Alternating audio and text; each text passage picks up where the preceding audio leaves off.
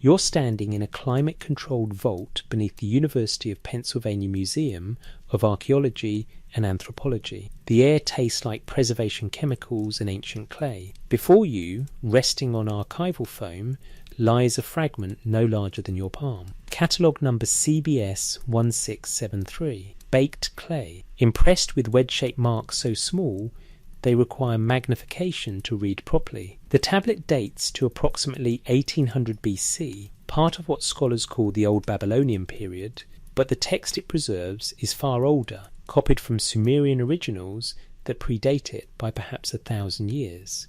The curator's hands, gloved in white cotton, rotate the fragment under halogen light. The cuneiform catches shadows, becomes three-dimensional. She reads slowly, translating as she goes, and what emerges isn't mythology, it's instruction, protocol, a systematic categorization of dream states with corresponding interpretations, each linked to specific outcomes, documented with the precision of a medical textbook. This fragment belongs to a series called Ikar-Zakku, the Dream Book, an 11-tablet compendium that represents one of humanity's earliest surviving attempts to map the territory of sleep.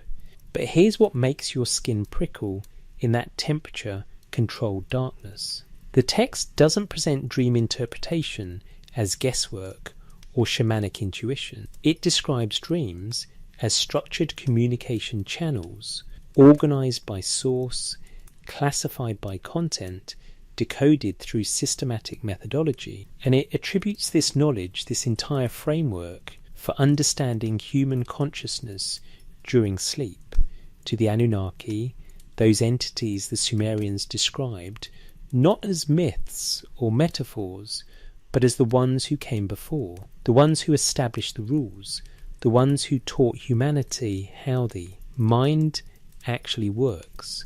Tonight, we're going to examine something the academic world handles carefully, almost nervously. We're going to look at what happens when you stop reading Sumerian texts as mythology and start reading them as records, as documentation, as preserved instruction manuals from a civilization that understood human consciousness in ways we're only beginning to reconstruct. We're going to investigate the possibility that the Anunnaki's most profound influence on humanity wasn't genetic, wasn't architectural, wasn't technological in any conventional sense. It was cognitive. They allegedly shaped how we dream, how we process information during sleep, how we access knowledge through altered states of awareness. Before we go further, pause for just a moment. Comment below where you're listening from and what time it is where you are right now. Are you drifting towards sleep yourself, or are you wide awake, curious about what ancient tablets might reveal about the consciousness you inhabit every night when you close your eyes? The Sumerians believed dreams were a third state of existence, neither waking nor death, but something else entirely, a place where the boundaries between human and divine became permeable. Let's see if they were right. The fragment in that vault is just the beginning. Cities built on memory. To understand what the Sumerian texts claim about dreams and the Anunnaki, you first need to understand who the Sumerians believed the Anunnaki were. Not gods in the way we use that word now, not omnipotent creators divorced from physical reality, but administrators, record keepers, beings who established civilization's foundation and then, according to the texts, either departed or withdrew into the background, leaving humanity to maintain what had been built. The oldest surviving king list in human history, preserved on the Weld Blundell Prism, now housed in the Ashmolean Museum at Oxford, divides time into two eras, before the flood and after the flood. This division wasn't metaphorical to the Sumerians, it was chronological fact, as real to them as BC and C are to us. The tablet states clearly that kingship, the institution of organised rule, descended from heaven to earth, that cities were established, that governance was taught. And before the flood, According to this document, 8 kings ruled for a combined total of 241,200 years. Modern scholarship struggles with those numbers. They're dismissed as exaggeration, as mythic inflation, as scribal error, as anything except what the text actually says. But the Sumerians themselves showed no confusion about these figures. They recorded them with the same matter-of-fact precision they used for documenting barley harvests and temple inventories. The first king, Alulim, ruled in Eridu for 28,800 years. The second king, Al-Aljar, ruled for 36,000 years. The text provides names, cities, durations, treating this pre-flood period as recoverable history, as documented reality. Eridu holds particular significance in this framework. Archaeological excavations conducted between 1946 and 1949 by Fuad Safar and Seton Lloyd confirmed that Eridu, located in what is now southern Iraq, contains the oldest known temple structures in Mesopotamia, with founding layers dating to approximately 5400 BC. The Sumerians called it the first city, the place where kingship first descended, the original point of contact. And Eridu belonged to Enki, the Anunnaki entity described as Lord of the Abzu, God of wisdom, fresh waters, crafts, and most relevant to our investigation, magic and incantations. Enki's temple at Eridu was called Iabzu, the house of the Abzu. The Abzu itself was described as subterranean waters, but also as the source of secret knowledge, as the place where the fundamental principles of reality were stored. Enki was portrayed on cylinder seals, with streams of water containing fish flowing from his shoulders, an image that suggested connection to some deep source, some reservoir beneath ordinary perception. The texts describe Enki as humanity's benefactor, the one who intervened when other Anunnaki wanted to destroy the human experiment, the one who warned the flood hero, the one who transmitted knowledge that allowed civilization to continue. But what kind of knowledge? The texts are specific. They describe something called the ME, which has no precise English equivalent. Scholars translate it as divine decrees, or cosmic ordinances, or fundamental powers. But these translations flatten something more complex.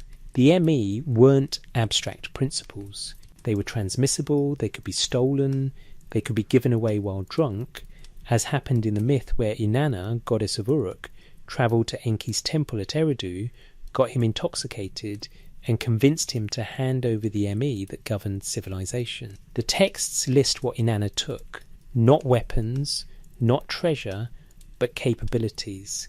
The ME of kingship, the ME of priesthood, the ME of decision-making, the ME of sexual practices, the ME of music, the ME of writing. Over 100 fundamental elements that allowed civilization to function. And Enki, upon sobering, tried to retrieve them, but failed. Inanna brought the ME to Uruk, established her city's supremacy, transformed it into the centre of Sumerian culture. This story reads like technology transfer, not mythology explaining why Uruk became powerful, but documentation of how knowledge moved from one centre to another, how capabilities that enabled complex society were transmitted deliberately, systematically, by entities who possessed them and could grant them to those who didn't. The Sumerians didn't describe inventing writing or discovering mathematics. They described receiving instruction, being taught, having foundations laid by those who came before. The Sumerian king list becomes more comprehensible in this context.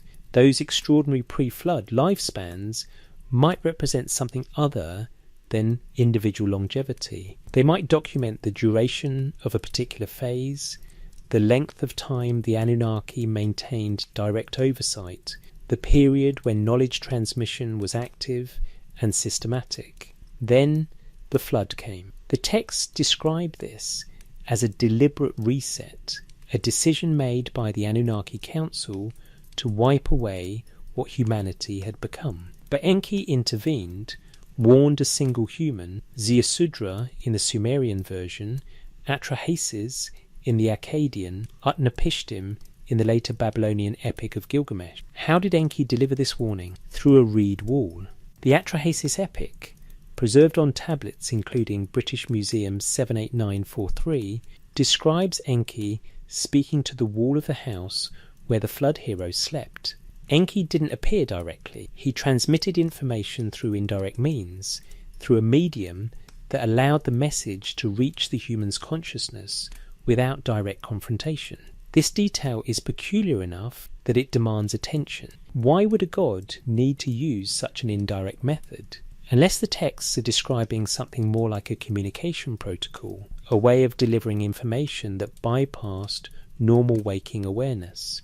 After the flood, according to the king list, kingship descended from heaven again. The post-flood rulers have human lifespans, measured in decades rather than millennia. The texts treat this as normal, expected, the way things work after the reset. But civilization rebuilt rapidly, suspiciously rapidly. Within generations, the Sumerians possessed sophisticated mathematics, astronomical knowledge, written language, complex architecture, legal systems, medical practices, agricultural techniques that supported urban populations. Either they invented all of this at impossible speed, or they preserved it, recovered it, inherited it from the pre-flood period through some mechanism the texts keep referencing, but we keep dismissing. Dreams and sleep states appear throughout these accounts not as background details, but as primary mechanisms. The gods communicated through dreams. Kings received instructions during sleep. Prophetic knowledge arrived in the night. The Sumerians built temples called dream incubation chambers, where people went specifically to receive divine communication during sleep, where priests interpreted what came through, where decisions affecting entire cities were made based on what individuals experienced during altered consciousness states. What if the Anunnaki's lasting influence on humanity operated through these channels? What if they structured how humans process information during sleep, how the unconscious mind sorts data, how pattern recognition functions beneath waking awareness?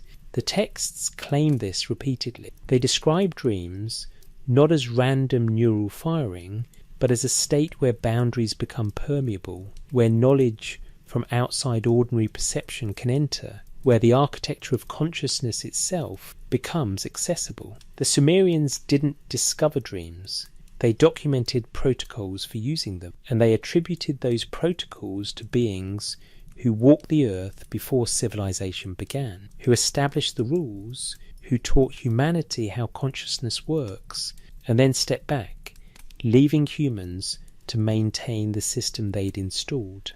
This is what the tablets say. Not metaphor, not mythology, documentation, the cartography of sleep. The Ikar Zakyu exists in fragments scattered across multiple museum collections, but enough survives to reconstruct its purpose and structure. This wasn't a collection of superstitions. It was a manual, systematic and organised, dividing dreams into categories based on content, assessing their significance, providing interpretation protocols that assumed dreams carried actionable information. The series originally consisted of 11 tablets, with tablets 2 through 9 forming the core diagnostic manual. What makes Ikar Zakyu remarkable isn't that ancient Mesopotamians paid attention to dreams. Every culture does that. What's remarkable is the level of systematization, the assumption underlying the entire text that dreams operate according to consistent rules, that they can be decoded like language, that they carry information from sources outside the dreamer's immediate experience. The text treats dreams as a communication medium, not as psychological artifacts generated purely by the dreamer's mind. The compendium divides dreams by content first, then by outcome. If a man dreams of eating certain foods, specific consequences follow. If a man dreams of ascending to heaven, particular meanings attach. If a man dreams of his own death, detailed interpretation protocols apply, including how to determine whether the dream predicts actual death or symbolises transformation, status change, or property loss. The text provides these distinctions not as vague possibilities, but as deductive logic, as if then statements where knowing the precise dream content allows prediction of specific waking consequences. But who wrote these protocols? The texts themselves attribute this knowledge to Enki, Lord of the Abzu, Master of Secret Wisdom. Fragments of Ikar-Zakku invoke Zakku, a divine figure associated with dreams, but Zakku operates under Enki's authority, as part of the system Enki established. The dream interpretation goddess Nanshi, daughter of Enki, appears in multiple Sumerian texts as the interpreter of dreams for the gods, suggesting that even the Anunnaki required specialists to decode what came through during sleep states. This detail is worth pausing over. The gods needed dream interpreters.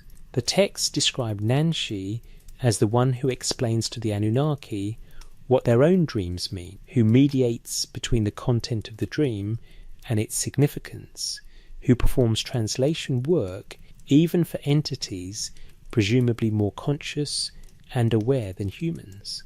This implies that dreams operate according to principles that transcend even divine understanding, that they emerge from somewhere deeper than the individual consciousness experiencing them, that they require specialized knowledge to interpret correctly. Nanshi's cult center was at Lagash, excavated beginning in 1877 by Ernest de Sarjek. Administrative tablets recovered from the site describe Nanshi's role not just in dream interpretation, but in social justice, resource distribution, and protection of the vulnerable, widows, orphans, and refugees. Her priests maintained records, adjudicated disputes, and provided oracular guidance based on dream consultation. The practical governance of Sumerian cities incorporated dream interpretation as a functional tool, not as religious theatre, but as a method for accessing information unavailable through normal waking channels. The Ikar-Zakku categorizes dreams by their source. Some dreams come from the gods deliberately, carrying messages, warnings, or instructions. Other dreams arise from demons, entities attempting to influence or harm the dreamer, recognized by specific distressing content or feelings of oppression upon waking. Still other dreams emerge from the dreamer's own body, generated by physical imbalances, illness, or digestive problems. The text teaches discernment between these sources because interpretation depends on origin. A dream from the gods requires one response, a dream from demons requires protective ritual, a dream from bodily imbalance requires medical intervention. This source-based categorization appears throughout Mesopotamian dream literature. It treats the sleeping mind as a receiver, not just a generator, as a state where multiple channels can broadcast simultaneously, where the dreamer must learn to identify which transmission they're receiving. This is a sophisticated model, far more complex than seeing dreams as simple subconscious processing. It suggests the Sumerians understood sleep as a vulnerable but potentially powerful state where consciousness becomes permeable to influences both beneficial and dangerous. The protective incantations against nightmares and night demons make more sense in this framework. The Uduk-Hul series, Utuk-Lemtu in Akkadian, contains ritual instructions for protecting sleepers from entities that attack during darkness. These weren't metaphorical demons. The texts describe them with specific characteristics, methods of entry, effects on the victim. The Lilichu, feminine night demon, appears repeatedly, causing sleep paralysis, sexual dreams, nocturnal emissions, all described as attacks requiring ritual defense. Modern medicine recognizes sleep paralysis as a neurological phenomenon, but the Sumerian description is remarkably precise. The victim wakes, but cannot move, feels pressure on the chest, senses a presence in the room, experiences terror without external cause. The Uduk-Hul texts provide incantations to recite, amulets to wear, ritual actions to prevent these attacks. Were the Sumerians merely personifying a natural phenomenon they didn't understand? Or were they describing actual vulnerabilities of the sleeping consciousness to influences that we've now medicalized and renamed, but not fully explained? The texts describe the sleeping state as a threshold, a liminal zone where boundaries between waking and death, between self and other, between inner and outer, become temporarily unstable. The Sumerian language uses related terms for sleep and death, both describing a state of reduced consciousness, lowered barriers, increased permeability. The underworld itself, Kur in Sumerian, was described as a place of darkness and sleep, where the dead existed in a kind of suspended half-awareness, neither alive nor fully gone. Inanna's descent into this underworld, her death and resurrection, was explicitly framed as a 3-day sleep from which she awakened transformed. The myth describes her passing through 7 gates, removing one aspect of her divine power at each threshold until she arrived naked and powerless before her sister Ereshkigal, queen of the underworld.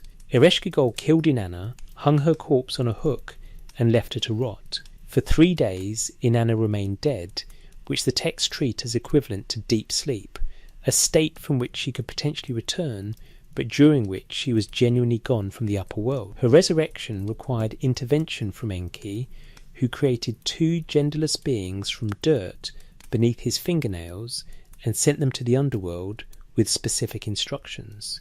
They sympathized with Ereshkigal's pain, they provided witness to her suffering, and in return she released Inanna's corpse, which they revived with the water and food of life, knowledge or substances Enki provided.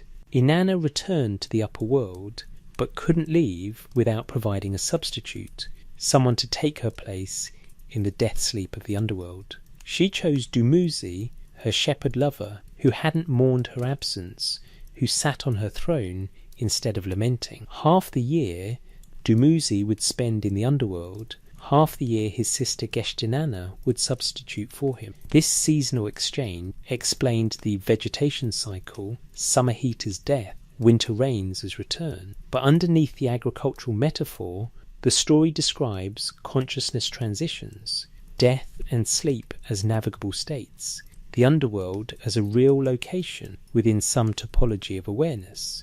Entities who could move between these states, who understood the protocols, who possessed the knowledge and tools required to cross thresholds most beings couldn't traverse.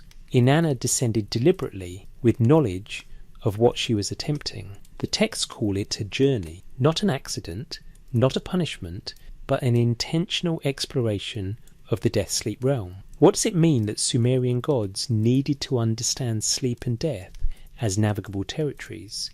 What does it mean that they possessed techniques for crossing between states of consciousness, for retrieving beings who had moved into non-waking awareness, for operating in zones where human consciousness couldn't follow? The texts describe this as specialized knowledge, difficult knowledge, dangerous knowledge, the kind that required preparation, protection, and precise execution. The Ikar Zakku and texts like it were training manuals. They taught humans how to recognize what was happening during sleep, how to discern between dream sources, how to interpret symbolic content, how to protect themselves from negative influences, how to invite beneficial communication. They assumed sleep was an active state requiring skill and awareness, not passive shutdown, but a different mode of perception with its own rules, its own dangers, its own opportunities.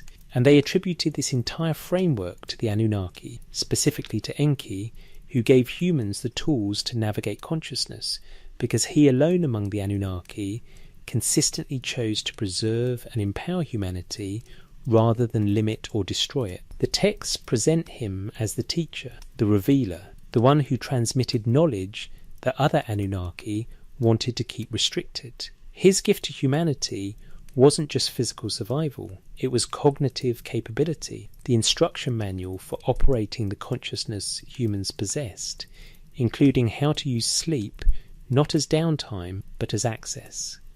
The fundamental powers. The concept of ME in Sumerian thought has no direct equivalent in modern languages, which makes it dangerous to interpret. Scholars translate it as divine decrees, cosmic ordinances, or fundamental powers, but these English phrases carry connotations the Sumerian term might not have held. The ME were treated as real, discrete, transferable capabilities, more like software than philosophy, more like tools than concepts. Beings could possess them or lack them. They could be given, stolen, lost, found, assembled, disassembled. The myth of Inanna and Enki describes what happens when we change hands. Inanna, already established as goddess of Uruk, travels to Eridu, where Enki dwells in his Abzu temple. The texts describe her journey by boat, her arrival at the temple gates, her reception by Enki. He throws a feast for her. They drink beer together, significant quantities of beer, and in his intoxicated state, Enki begins gifting her me. Over 100 different me are listed, transferred from Enki to Inanna one by one, each representing some fundamental capability. The me of kingship, the me of godship, the me of the priestly office, the me of truth, the me of descent into the underworld, the me of ascent from the underworld, the me of the sword, the me of sexual intercourse, the me of prostitution, the me of the art of lovemaking, the me of writing, the me of music, the me of judgment and decision-making. The list continues, covering every aspect of civilization, every skill required for complex society, every power that separates organized culture from survival subsistence. Inanna loads these me onto her boat and departs for Uruk. Enki sobers, realizes what he's done, sends his minister Isimud to retrieve the me, but Inanna refuses to return them. Several confrontations follow, but Inanna successfully defends her claim, brings the me to Uruk, and establishes her city as the new centre of Sumerian civilization. The story explains historically how Uruk became the dominant city-state during the early dynastic period, but the mechanism described is knowledge transfer, capability transfer, the movement of fundamental tools from one repository to another. Why would divine powers operate this way? Why would they function more like possessions than inherent attributes? Unless the text is describing something more concrete than mythology, something more like actual transmissible knowledge, encoded capabilities that beings could acquire through teaching, through gifting, through theft, the me weren't symbolic, they were functional. Having the me of kingship meant actually being able to rule effectively. Having the me of music meant actual musical capability existed in that location. The me enabled actions, they weren't just concepts about actions. This becomes relevant to dreams and consciousness when you notice which me Inanna acquired. The me of descent into the underworld and ascent from the underworld appear in the list. These aren't abstract powers, they're navigational capabilities, knowledge of how to enter and return from the realm of death sleep.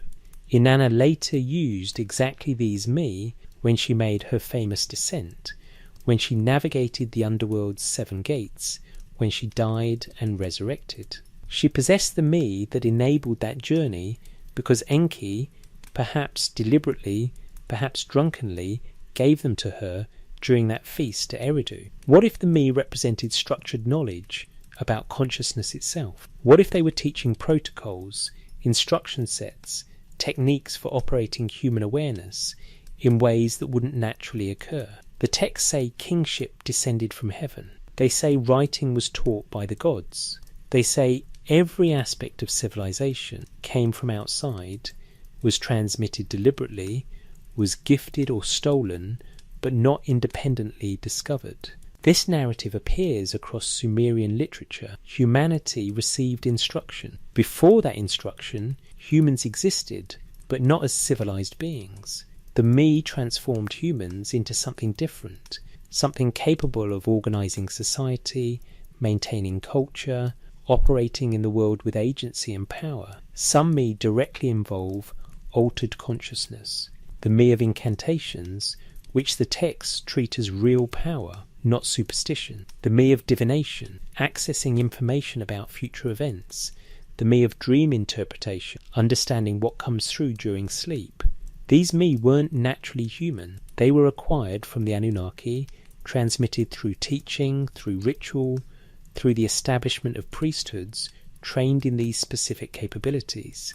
The texts describe Enki as the original holder of the me, the one who assembled them, who possessed the complete set. His temple at Eridu contained them before Inanna's theft, and even after, Enki retained enough me to continue functioning as the god of wisdom, water, and secret knowledge. But the fact that me could be transferred at all suggests they were more like information than essence, more like techniques than nature. Consider what this implies about Anunnaki influence on human consciousness.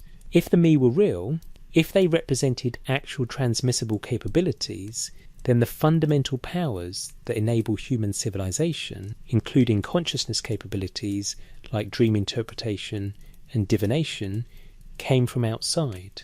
They were installed, taught, embedded into human culture by entities who possessed them first and chose to share them. The Sumerians didn't discover how to interpret dreams. They were taught a protocol, a system that worked because it corresponded to actual structures in how consciousness operates during sleep. The me of music is particularly interesting in this context. Music affects consciousness directly, alters mood, induces trance, enables group synchronization. Ancient Mesopotamian religious ceremonies incorporated music extensively, using specific scales and rhythms to facilitate altered states. Was music discovered naturally, or was it a technology, a consciousness manipulation tool, transmitted by the Anunnaki as part of the me package, as a way of shaping how human minds respond to organized sound? The me of sexual practices raises similar questions. Why would sexual behavior require divine instruction? Unless what's being described isn't just physical technique, but something about consciousness during sexual activity, about how arousal and intimacy alter awareness, about tantric-like practices that use sexual experience as a consciousness gateway. The Sumerians had temple prostitution, ritualized sexuality as religious practice, sex as a path to divine contact. This wasn't degeneracy, it was technology, using altered consciousness states induced by sexual arousal to facilitate communication with entities humans normally couldn't perceive. Every me enabled something. Having them meant capability. Lacking them meant that capability didn't exist. The texts treat this as literal fact, not as metaphor for divine blessing or symbolic representation of cultural knowledge. Cities competed for me, tried to steal them from each other, tried to attract gods who possessed valuable me. The me of judgment, for instance, allowed a city to function as a legal centre, to arbitrate disputes, to establish law. Without that me, those functions wouldn't work properly, wouldn't carry authority, wouldn't produce actual justice. What kind of knowledge would function this way? What kind of instruction would enable capabilities that didn't exist before receiving it? Training in any complex skill works like this. You can't perform surgery without instruction. You can't compose music without learning theory and technique. You can't interpret dreams accurately without systematic knowledge of how dream symbolism works, what different contents mean, how to distinguish sources. The me sound like curricula, like the content of university degrees, like professional training that enables previously impossible actions. But the Sumerians didn't describe learning as gradual discovery. They described it as revelation, as reception, as gift from beings who came before. The Anunnaki possessed the me originally. They brought the me to Earth. They established Eridu and the other pre-flood cities and installed the me in those locations, creating centres where specific capabilities existed and could be learned. After the flood, kingship and the me descended from heaven again, re-establishing civilization using preserved knowledge, reconstructing what had been taught before. This narrative requires either that the Sumerians misunderstood their own history completely, projecting divine agency onto natural cultural development, or that something about their account is accurate, that knowledge transmission from a more advanced source did occur, that the foundation of civilization involved teaching rather than invention, that human consciousness capabilities were enhanced through deliberate intervention by entities who understood how awareness works and how to expand its functional range. The me related to consciousness, divination, dream interpretation, underworld navigation, incantation power, these weren't naturally accessible to humans. The texts say so explicitly. They came from Enki, they spread through Inanna's theft. They required training through priesthoods established specifically to teach them. They worked because they corresponded to real structures in consciousness that humans wouldn't discover on their own, but could use once shown how. If you're willing to read the text literally, even provisionally, they describe a systematic upgrade to human cognitive capability delivered by the Anunnaki, focused particularly on expanding consciousness beyond normal waking awareness into dreams, trance, divination, and death navigation. The Ikar-Zakku dream manual, the Udughul demon protection rituals, the temple incubation practices, these were all applications of me that Enki originally possessed and humanity subsequently received. They were tools for operating consciousness at a level that required instruction from outside, because humans couldn't reach that level independently. The texts say this happened. The entire Sumerian worldview assumes this happened. Perhaps instead of explaining why they were wrong, we should investigate what it would mean if they were right. When kings dreamed of friends. The Epic of Gilgamesh contains multiple dream sequences, but the most significant cluster appears early in the narrative, when Gilgamesh, king of Uruk, begins receiving prophetic dreams about the coming of Enkidu. Gilgamesh was 2/3 divine, 1/3 human according to the texts, powerful but oppressive to his people. The gods heard the complaints of Uruk's citizens and created Enkidu as a counter to Gilgamesh, a wild man who lived with animals, who knew nothing of civilization, who existed in a pre-cultural state.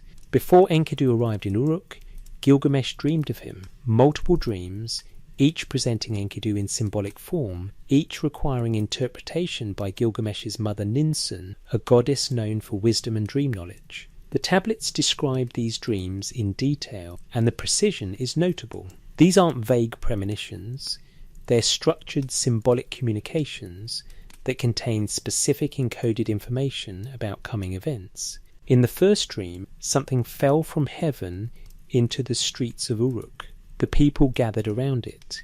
Gilgamesh was drawn to it, loved it like a wife, embraced it. Ninsun interpreted this dream, explaining that the heavenly object represented a man, a companion, a mighty friend who would come to Gilgamesh and change everything. The dream provided advanced knowledge, preparing Gilgamesh for Enkidu's arrival, framing the encounter not as conflict, but as destined friendship. The second dream showed Gilgamesh an axe lying in the street. Again, the people gathered around it. Again, Gilgamesh felt drawn to it, loved it, embraced it. Ninsun gave the same interpretation, confirming the first dream, emphasizing the strength and reliability of the coming companion. The repetition with variation is a known feature of ancient Near Eastern literature, but it also functions as signal verification, as multiple confirmations that what's being communicated is real information, not random mental noise. These dreams came true. Enkidu arrived in Uruk, confronted Gilgamesh, they fought to a standstill, and then became inseparable friends. Everything the dreams predicted occurred precisely. The mechanism described is precognition, information about future events reaching backward through time to the consciousness of the person who would experience those events. The text doesn't present this as miraculous or exceptional, it presents it as normal divine communication, as the way the gods inform humans about what's coming, as a standard protocol operating through the dream channel. Throughout the epic, dreams continue to function as information delivery mechanisms. When Gilgamesh and Enkidu journey to the cedar forest to fight the monster Humbaba, Gilgamesh receives a series of 5 dreams along the way. Each dream is disturbing, featuring mountains falling, fire descending, mysterious seizures, and paralysis. Enkidu interprets these dreams, consistently assuring Gilgamesh they predict success despite their frightening content. The interpretation protocol involves not just analysing symbols, but understanding context, knowing which dream source is broadcasting, recognising divine encouragement even when the imagery seems ominous. Later, after Gilgamesh and Enkidu kill the Bull of Heaven, the gods decree Enkidu must die as punishment. Enkidu becomes ill, and before dying, receives a long prophetic dream, showing him the underworld's nature, its dust and darkness, its silent inhabitants, its terrible queen. He describes this dream to Gilgamesh in detail, providing information about the realm he's about to enter, preparing his friend for what death involves. The dream functions as reconnaissance, as advanced scouting of territory Enkidu will soon traverse. What kind of consciousness model underlies these narratives? The texts assume dreams can carry accurate information about events that haven't happened yet, about places the dreamer hasn't visited, about realities outside normal perception. They assume interpretation is a skill requiring training, that symbols encode meanings which can be decoded, that the source of the dream determines how to read its content. They assume divine beings use dreams deliberately as communication channels, that they can insert specific content into human awareness during sleep, that they monitor and respond to human activity through this dream mechanism. This goes beyond primitive superstition. The texts describe a functional system with consistent rules. Gods send dreams. Demons send nightmares. The body sends dreams about illness. The dreamer's own anxieties generate stress dreams that require different interpretation than divinely sourced material. Skilled interpreters can distinguish these sources and provide accurate readings. The system works in the narrative world of these texts because the underlying model is correct, because consciousness during sleep does become permeable to non-local information, because entities outside the dreamer can access that sleep state and deliver content. Fragments of old Babylonian Gilgamesh tablets discovered in the Suleimaniya Museum in 2011 contain portions of Gilgamesh's dreams not preserved in the later standard Babylonian version. One fragment describes Enkidu in even more explicit detail, emphasizing the prophetic precision of the dream content. These fragments suggest the dream sequences were considered important enough to preserve carefully, to copy and transmit across centuries, to embed into the culture's most famous epic as critical plot elements, not as decorative mythology. The mechanism matters. How did Gilgamesh's consciousness during sleep access information about Enkidu's existence and imminent arrival? The text says the gods arranged it, that they created Enkidu specifically to balance Gilgamesh and then used dreams to prepare Gilgamesh for that arrival. This describes deliberate consciousness manipulation, targeted information insertion into a sleeping mind, engineering of social outcomes through dream intervention. If you take this seriously, even speculatively, it suggests the Anunnaki possess techniques for accessing human consciousness during sleep states, for delivering specific content, for shaping how humans perceive coming events, and therefore how they respond to those events when they occur. Gilgamesh received his dreams before meeting Enkidu, which meant his first encounter with this wild stranger was filtered through divine framing. Instead of seeing an enemy or a threat, Gilgamesh saw the fulfillment of prophecy, the arrival of the companion his dreams promised. The dreams shaped the response. turned potential conflict into friendship, achieved the god's purpose of balancing Gilgamesh's power. This is sophisticated social engineering operating through consciousness manipulation during sleep. It assumes human minds during dreaming are accessible to external influence, that skilled operators can insert content, that the content will be remembered upon waking and will affect subsequent behaviour. Modern advertising aspires to this level of influence, but must work through waking consciousness channels, through repetition and association. The technique described in Gilgamesh operates more directly, bypassing critical faculties, embedding information at a level where it feels like revelation rather than suggestion. Ninsun's role as dream interpreter is equally important. She didn't just reassure Gilgamesh, she decoded symbolic content, translated it into actionable information, provided context that allowed her son to understand what the gods were communicating. Her interpretation shaped how Gilgamesh received the dream message, determined what actions he took based on the dream content.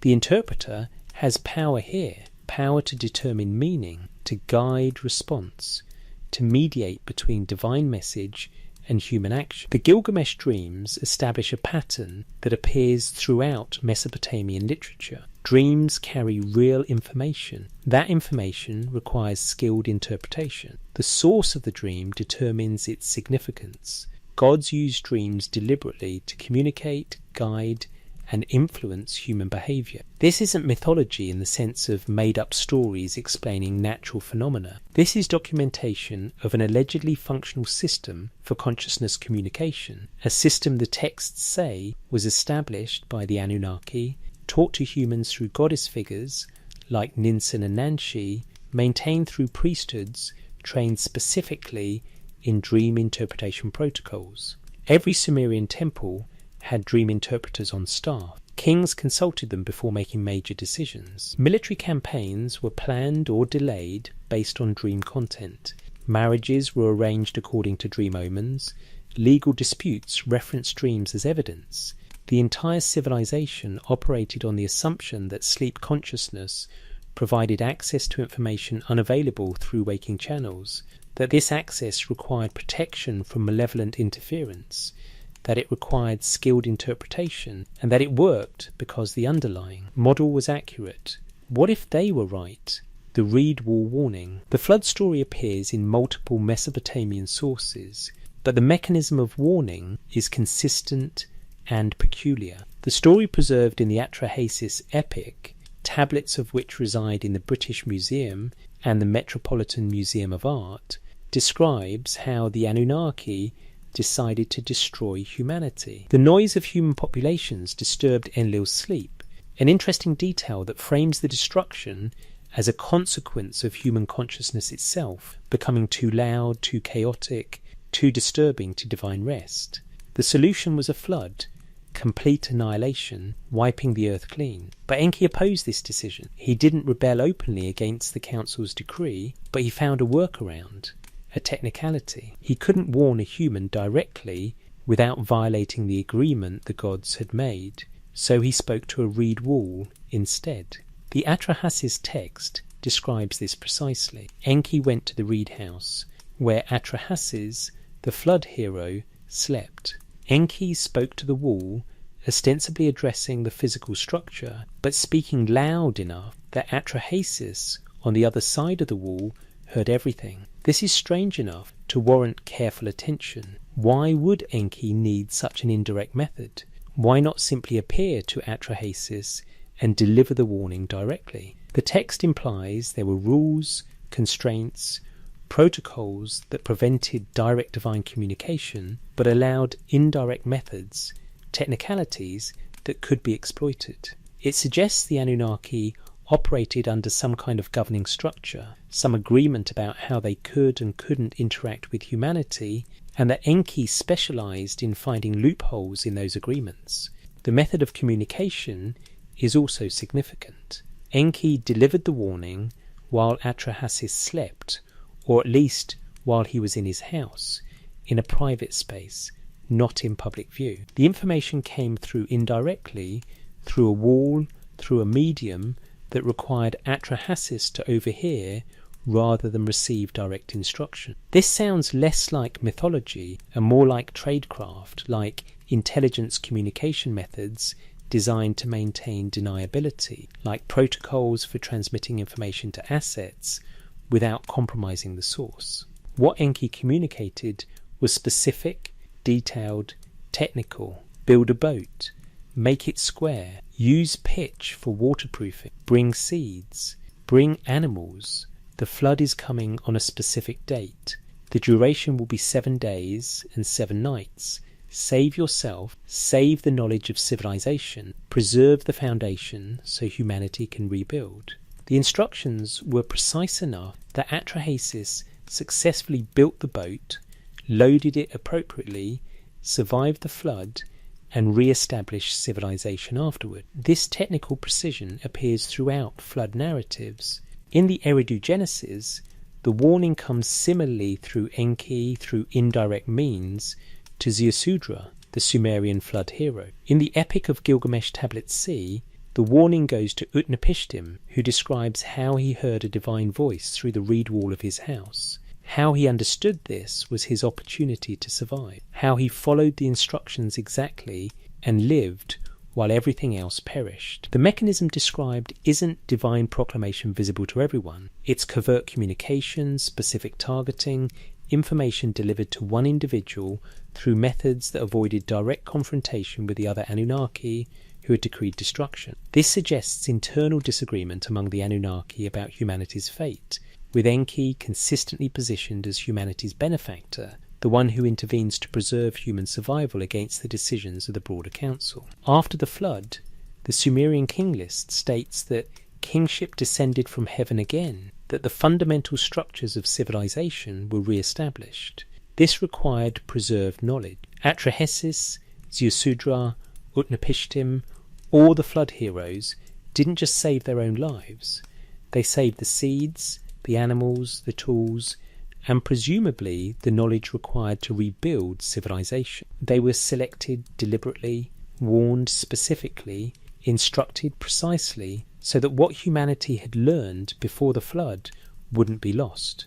The dream connection becomes explicit in some versions of the flood story. The warning came during sleep states, through altered consciousness, through the kind of indirect perception that characterizes dream awareness. The flood hero wasn't addressed directly, but heard the information as if overhearing it, as if the message was meant for someone else, but reached him anyway, which is exactly how dream content often feels, like information emerging from outside the dreamer's own mind, but presented in symbolic awe. Indirect form requiring interpretation. The Atrahasis epic emphasizes that the gods regretted the flood immediately after it occurred. When they smelled the sacrifice Atrahasis offered after the waters receded, they gathered around it like flies, desperately grateful that humanity had survived, that someone remained to perform the religious functions that sustained divine presence on earth. This frames the destruction not as divine will, but as divine mistake, as an overreaction Enlil led that the other gods immediately recognized as wrong. Enki's intervention prevented total annihilation. His warning, delivered through the reed wall to the sleeping or secluded human, saved the knowledge of civilization. The texts present this as Enki's consistent pattern, his repeated choice to preserve and instruct humanity even when other Anunnaki wanted limitation or destruction. The method of warning, indirect communication through altered consciousness channels, through overheard speech, through dreamlike perception, becomes Enki's characteristic technique. Why would divine communication require these indirect methods? Why would gods need to exploit technicalities and communicate through walls rather than appearing directly? Unless the texts are describing something more constrained than omnipotent deities, something more like advanced beings operating under rules and agreements, some structure of authority that limited what they could do and required them to find indirect methods when they wanted to violate those agreements.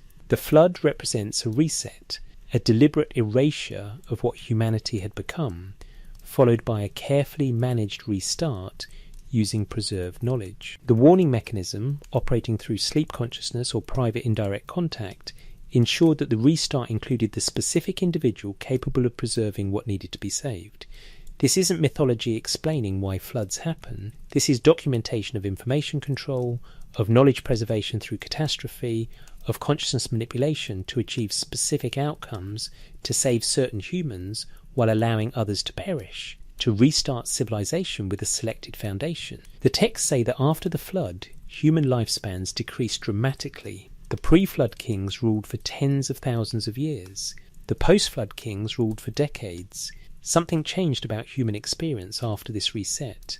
The texts frame it as divine decree, as a decision the gods made to limit human potential so that humanity wouldn't again become so noisy, so disruptive, so problematic that another flood would be necessary. But paired with the consciousness themes running through these narratives, another reading becomes possible. What if the reset involved not just population reduction, but cognitive limitation? What if pre-flood humans had access to consciousness capabilities that post-flood humans lost, or had diminished, or retained only through specialized training preserved by priesthoods? What if the flood represented not just physical destruction, but a downgrade in human consciousness capability, an adjustment to human awareness to make the species more manageable, less disruptive to divine operations? The fact that Enki warned the flood hero through dream-like indirect methods, that he transmitted the technical knowledge required for survival through covert channels, that he preserved just enough so civilization could rebuild, but not enough to recreate whatever made pre-flood humanity so. Problematic? This suggests very careful calibration, very specific information management, consciousness engineering at a civilization-wide scale. The read wall warning is too strange to be literary invention. It's too specific, too awkward, too technically detailed. It reads like documentation of an actual information transfer protocol, a method that worked, that maintained deniability, that allowed Enki to act without directly violating the constraints placed on divine intervention. And it operated through the consciousness channels the texts repeatedly emphasize, the channels involving sleep, dreams, indirect perception, altered awareness states where boundaries become permeable and information from outside can enter. The 3-day absence.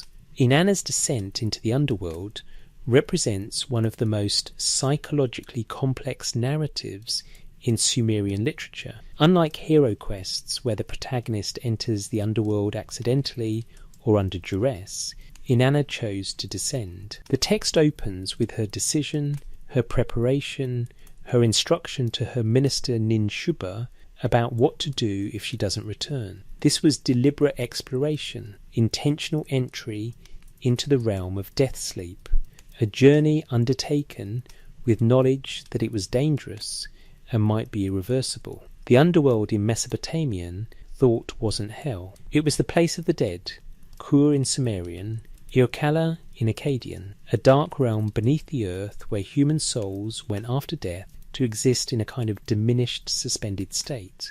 The dead weren't tormented, they were simply reduced, existing without joy or purpose, conscious but barely, awake but barely, a twilight state that resembled deep sleep more than either full life or full annihilation. Inanna descended through 7 gates. At each gate, the guardian demanded she remove one element of her divine power, her crown, her lapis beads, her breastplate, her garments. By the 7th gate, she entered the throne room of her sister Ereshkigal completely naked, stripped of all protection, all authority, all the me that made her a goddess. She arrived vulnerable, powerless, and Ereshkigal, queen of the underworld, looked at her with the eye of death. Inanna died immediately. The text says she became a corpse, a piece of rotting meat hung on a hook, left to decay. For 3 days, Inanna remained dead. The number 3 appears repeatedly in resurrection narratives across cultures, but in the Mesopotamian context, 3 days represented a complete transition, a full passage through the death state. During these 3 days, Inanna didn't exist in the upper world. She was gone, absent, experiencing whatever consciousness exists in the death-sleep realm, if any consciousness exists there at all. Ninshubur, as instructed, waited 3 days and then began seeking help. She went to the temples of the great gods, pleading for someone to rescue Inanna from the underworld. Enlil refused. Nanna refused. Only Enki responded. He created 2 beings from the dirt under his fingernails, genderless creatures small enough to slip past the underworld's defences, and gave them specific tools, the food and water of life, substances or knowledge that could revive the dead. These 2 beings descended to the underworld, found Ereshkigal in the midst of labour pains, groaning in agony like a woman giving birth. They sympathised with her pain, they echoed her groans, they witnessed her suffering without judgment or fear. Grateful for this unexpected compassion, Ereshkigal asked what they wanted. They requested Inanna's corpse. Ereshkigal gave it to them. They administered the food and water of life. Inanna revived, returned to her body, became conscious again, and prepared to ascend. But the underworld has rules. No one leaves without providing a substitute.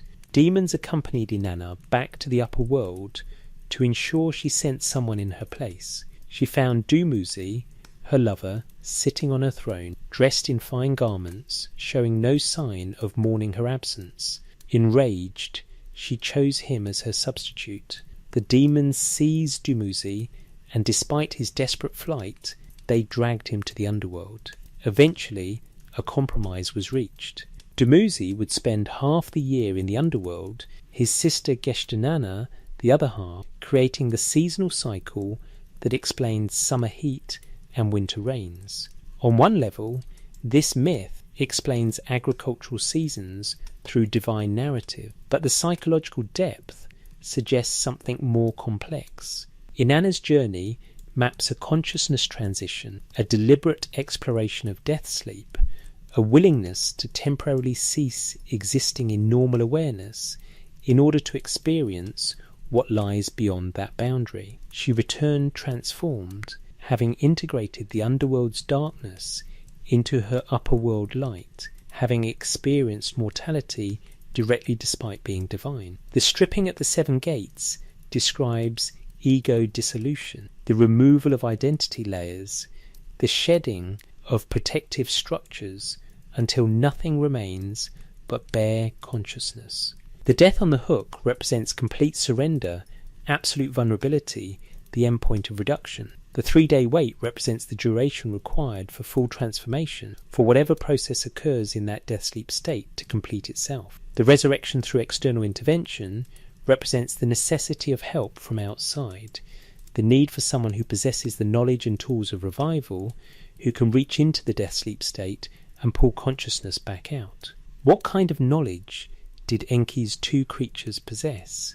What were the food and water of life? The text doesn't specify, but it treats them as real substances or techniques, as actual tools that function according to consistent rules.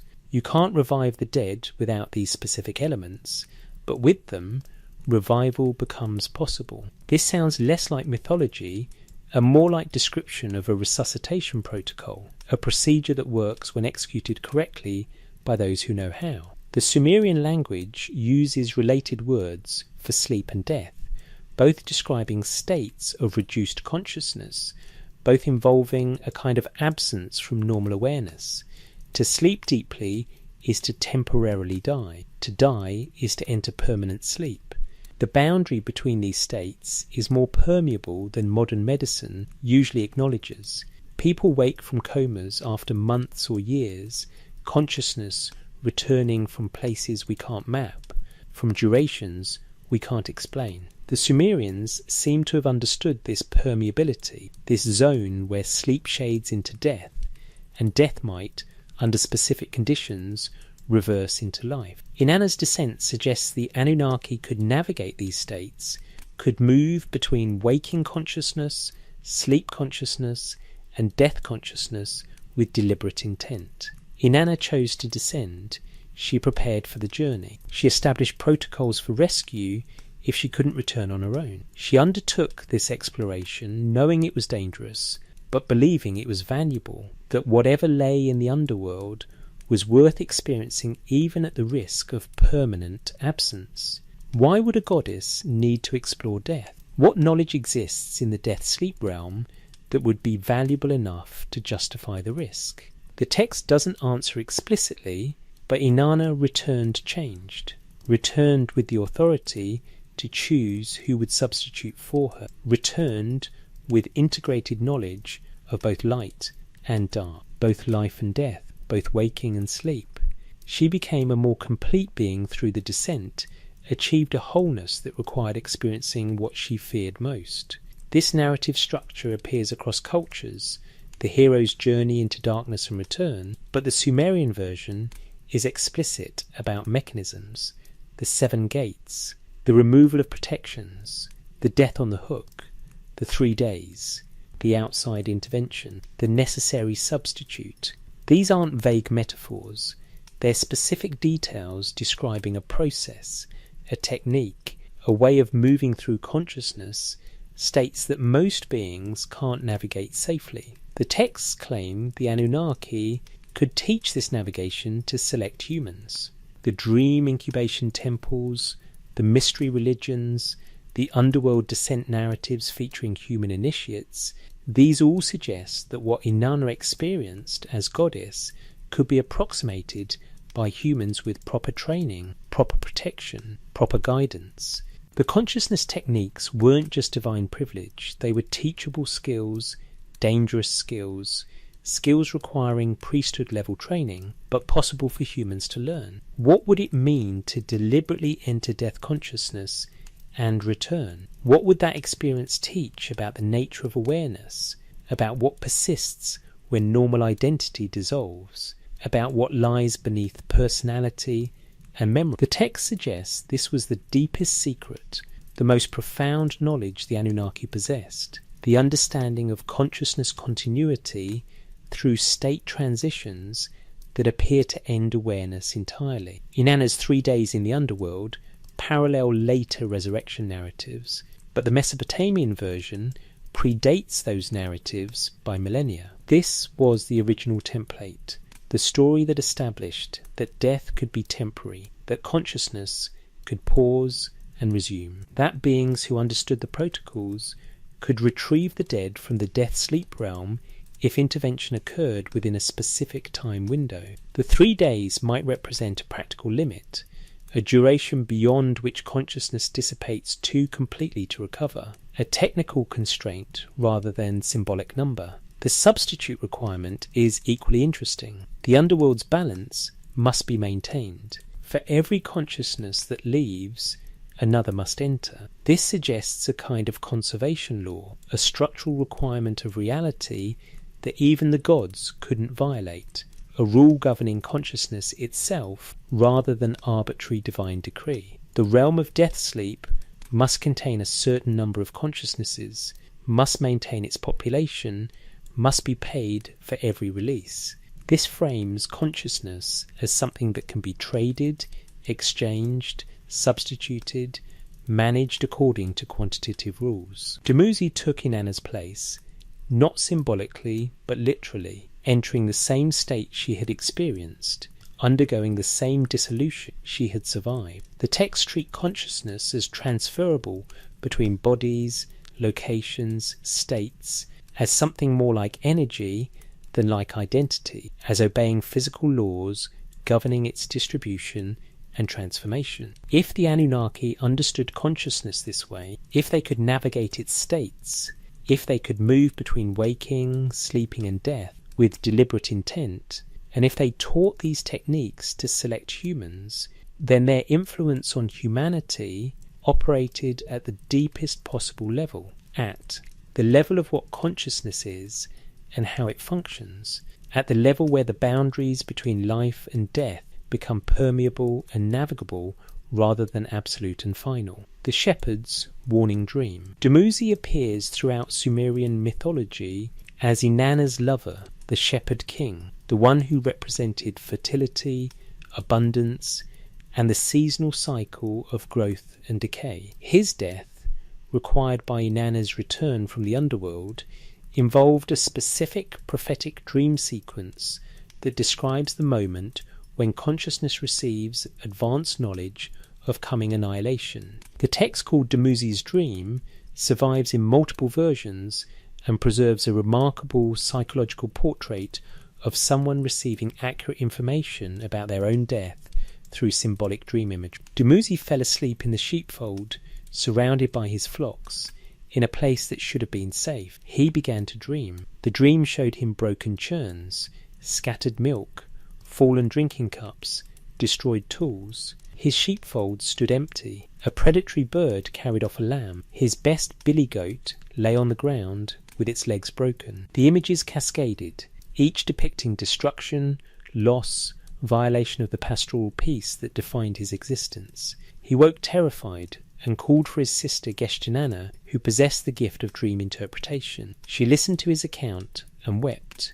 The dream meant death. Demons were coming. He needed to flee immediately, to hide in specific locations, to use every means of escape available.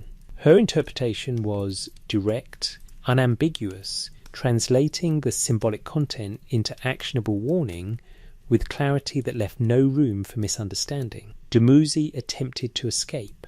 He fled to different locations, each time believing he might evade the demons pursuing him. But the dream's prediction proved accurate. The demons, called Gala in Sumerian, found him repeatedly. They were described as entities without human compassion, beings who knew neither food nor drink, who accepted no offerings, who existed purely to fulfill their function of dragging designated souls to the underworld. They served Ereshkigal, executing the substitution requirement, ensuring the underworld maintained its proper population. Several times, Dumuzi transformed to avoid capture, becoming a gazelle, using desperate measures to slip away. But eventually, the Gola seized him, bound him, and dragged him to Kur. His dream came true completely, every detail fulfilled. The prophetic mechanism operated with perfect accuracy, showing Dumuzi his fate before it occurred, giving him enough advance warning to attempt escape, but not enough capability to actually succeed. This raises disturbing questions about prophetic dreams. If they function accurately, if they show real coming events, does receiving that information actually help? Dumuzi knew he was going to die. His sister confirmed the dream's meaning. He tried to escape and failed. The knowledge caused terror but didn't enable survival. It forced him to experience his death twice, once in symbolic form during the dream, once in physical reality when the Gola arrived. The dream didn't save him, it tortured him, unless the dream served a different purpose. What if prophetic dreams aren't meant to enable escape, but to enable preparation? Dumuzi knew death was coming. He had time to say goodbye, to make arrangements, to psychologically prepare for what was about to happen.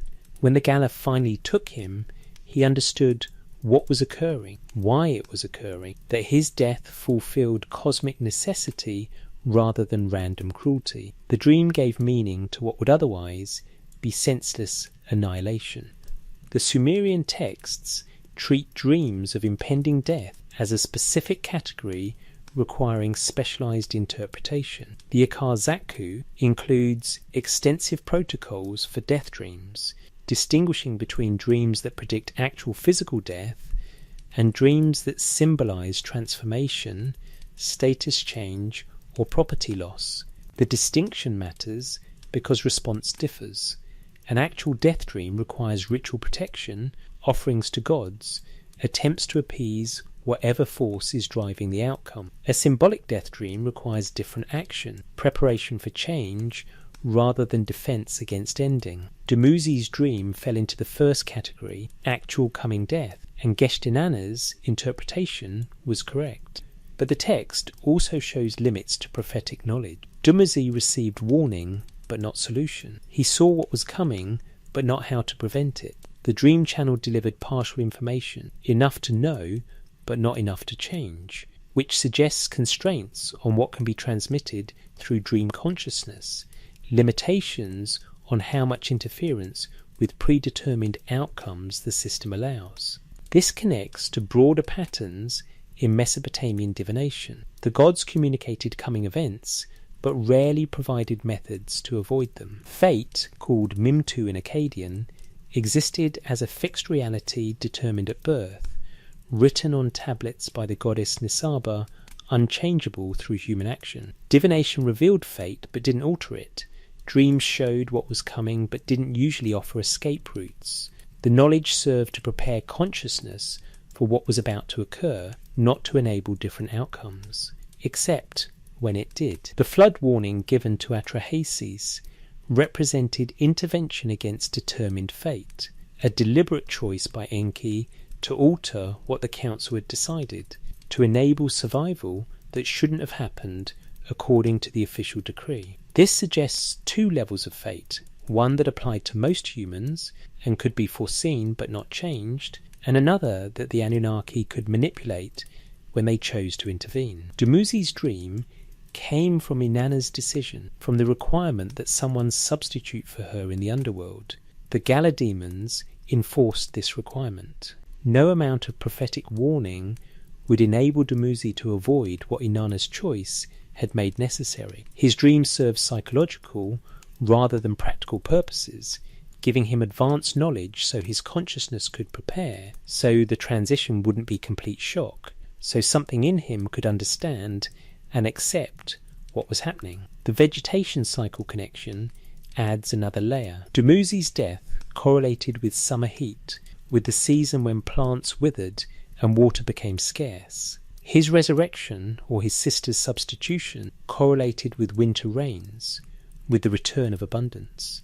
The texts explicitly link divine consciousness, states to agricultural cycles, to seasonal patterns, to the rhythm of growth and decay that governed Mesopotamian survival. What if consciousness itself operates cyclically, moving through states analogous to seasons, requiring periods of death-sleep withdrawal followed by return, following patterns that individual awareness can't change but can only experience? The agricultural metaphor might be more than metaphor. Human consciousness might actually cycle through states that must include periodic dissolution, must include temporary absence, must include the death-sleep transition as a structural necessity rather than an ending. Dumuzi's dream suggests that advanced beings, the Anunnaki, understood these cycles, could see them coming, could communicate about them through dream channels, but couldn't or wouldn't always intervene to prevent them. The knowledge transmitted through dreams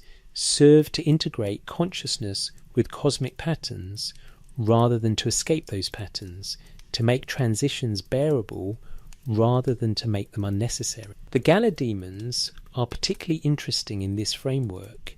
They serve function rather than malice. They enforce rules governing consciousness transitions. They can't be bribed, can't be reasoned with, can't be distracted by offerings or prayers. They exist purely to maintain the underworld's balance, to ensure substitution occurs, to drag designated consciousness into the death-sleep realm, regardless of that consciousness's resistance.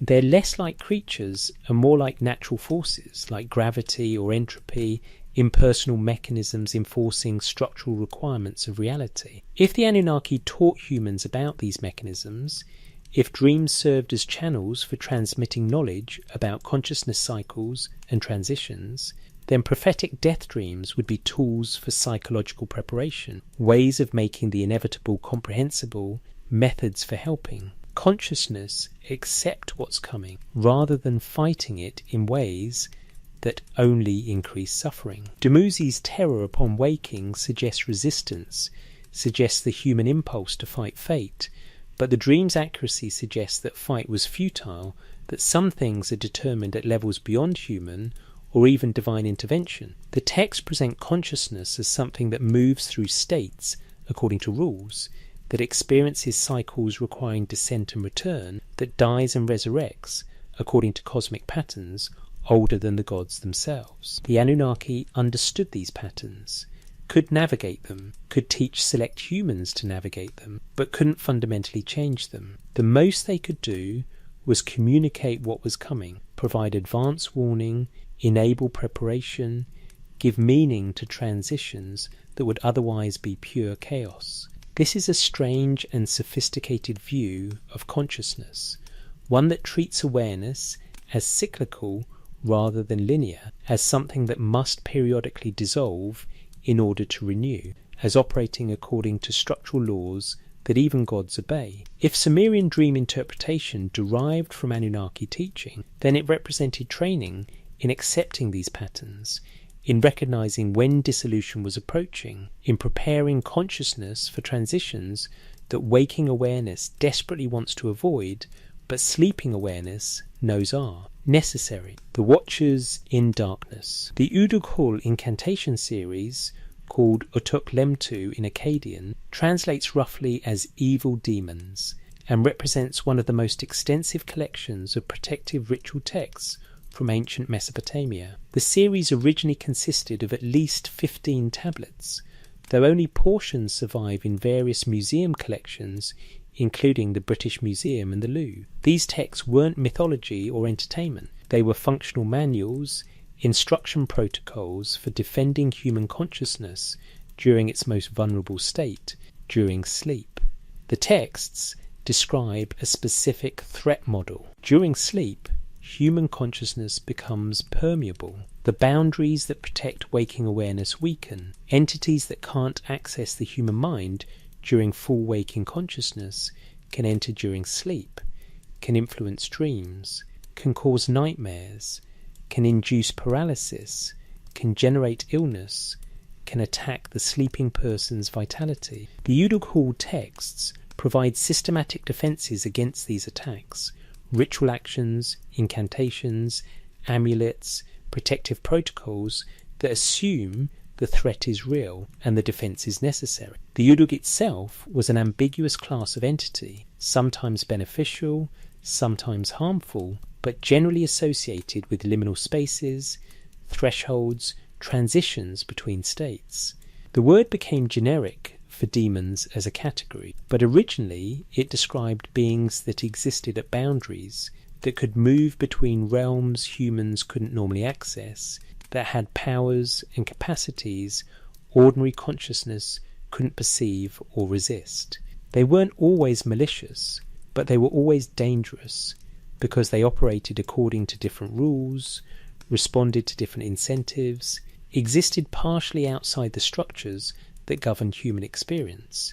The Lilitu, feminine form of the Lilu demon class, appears repeatedly in Uduk-Hul texts and other protective incantations. She attacks sleepers, particularly men, causing erotic dreams, nocturnal emissions, sleep paralysis, feelings of oppression and terror. The descriptions match precisely what modern medicine calls sleep paralysis, a state where the sleeper becomes conscious while the body remains in rematonia, unable to move, often experiencing vivid hallucinations of malevolent presence, crushing chest pressure, inability to breathe, terror without external cause. The Sumerian texts describe this as demon attack, as Lilitu visitation, as a specific threat requiring ritual defense. They recommend reciting particular incantations before sleep, wearing specific amulets, placing protective tablets at the head of the bed, performing rituals that create boundaries the Lilitu can't cross. These protocols assume the phenomenon is external attack rather than neurological glitch, that entities exist who can access sleeping consciousness and cause these experiences, that defense is possible through proper knowledge and preparation. Modern sleep medicine explains sleep paralysis as temporary dysfunction in the transition between sleep stages, as harmless hallucination caused by REM intrusion into partial waking consciousness. But the experiential quality of sleep paralysis, the consistent reports across cultures of malevolent presence, the feeling of being attacked by something external and hostile, these subjective elements resist purely neurological explanation. Why would a simple neural misfire generate such consistent phenomenology? Why would every culture develop similar mythologies about night demons, if the experience was purely internal. The Udal texts don't explain the mechanism of demon attack. They assume it as background reality and focus on defense protocols. The incantations invoke protective deities, particularly gods associated with light, fire, and exorcism. Shamash, the sun god, appears frequently as defender against night entities.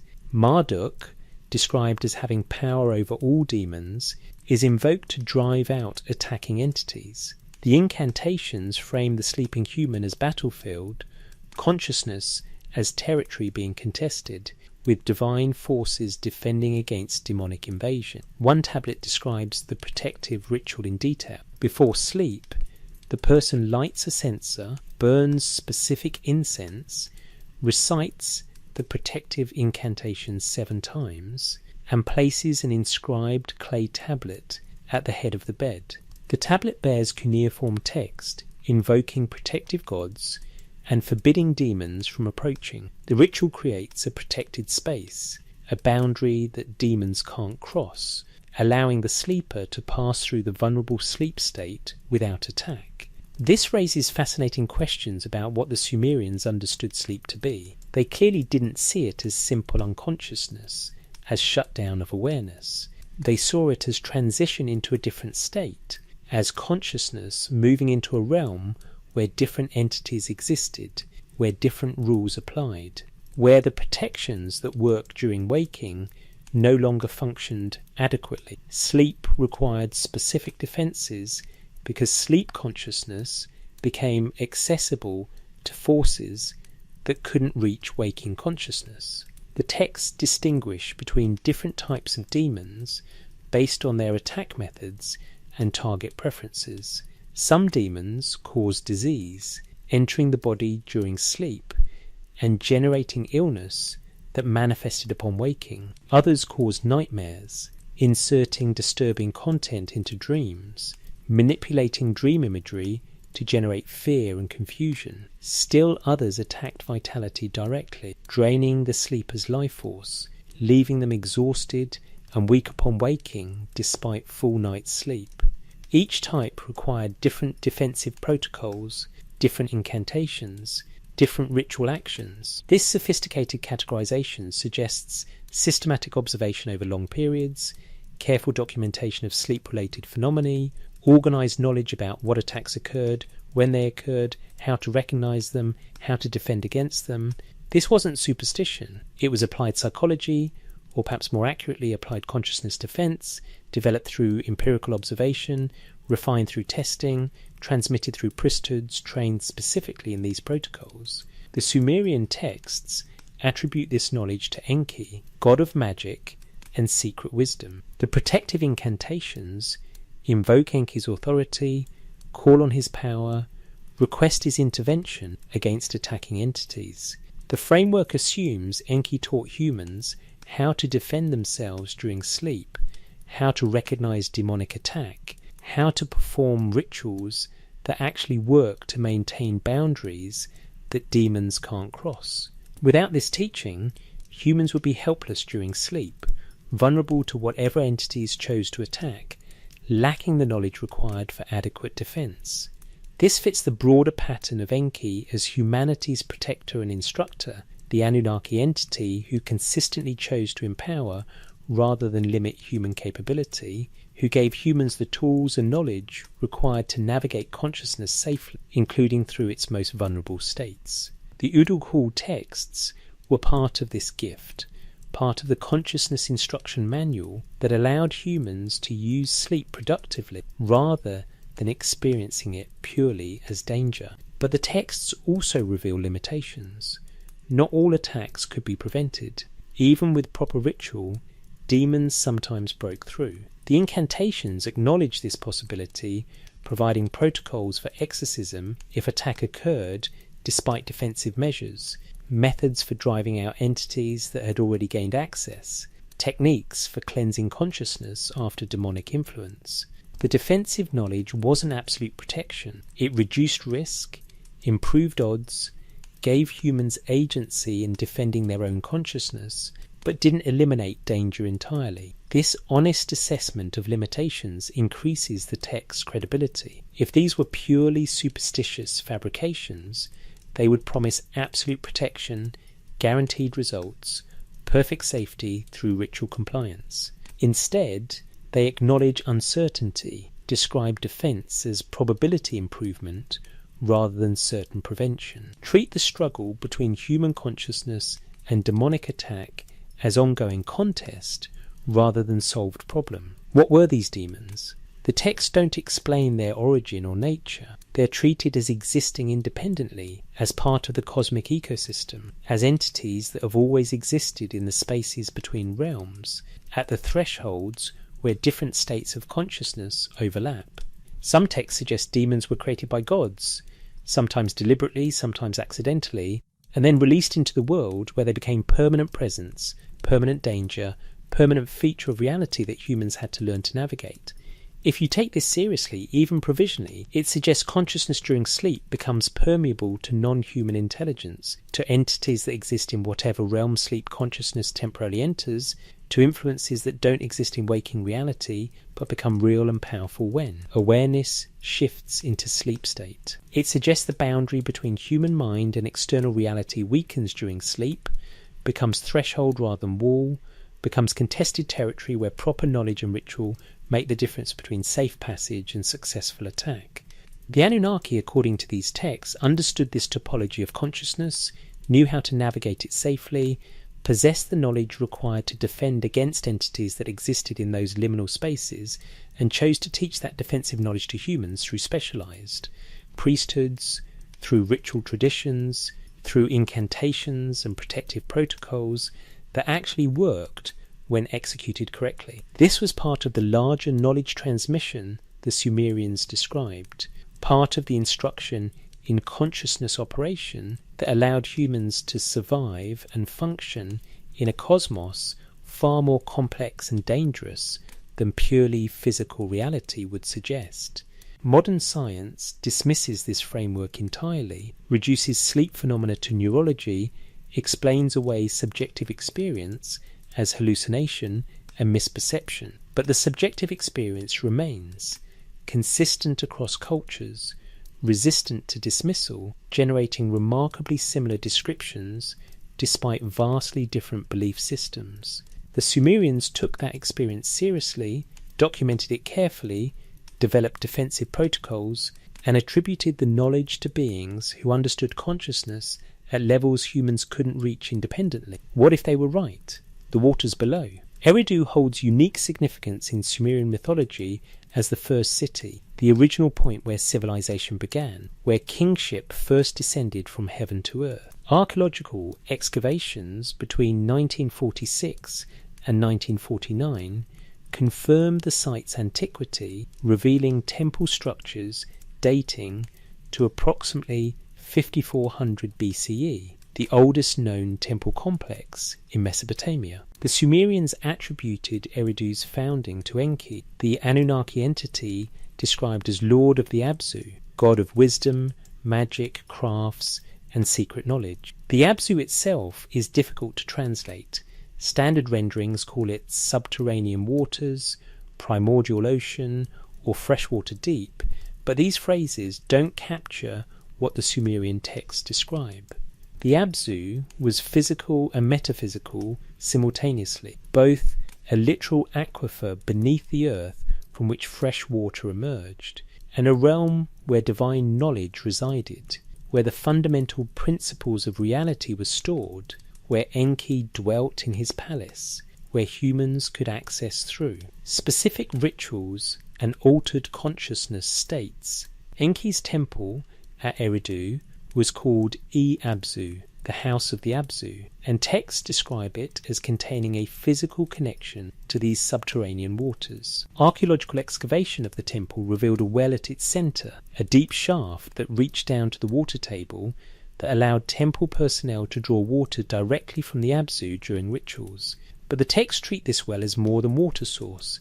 It was access point, portal, threshold between upper world and Abzu realm, place where communication with Enki became possible, where his wisdom could be consulted, where knowledge from the deep could rise to the surface.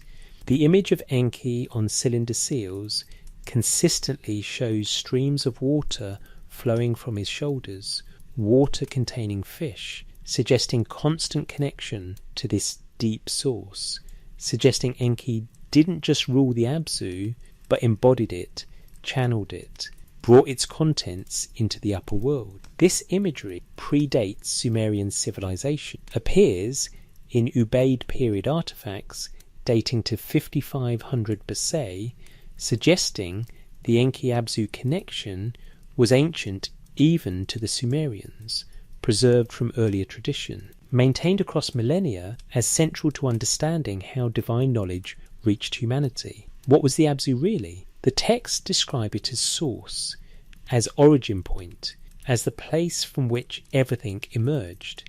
The creation myth Enuma Elish begins with Apsu, Arcadian form of Abzu, and Tiamat, fresh water and salt water mingling to generate the first gods.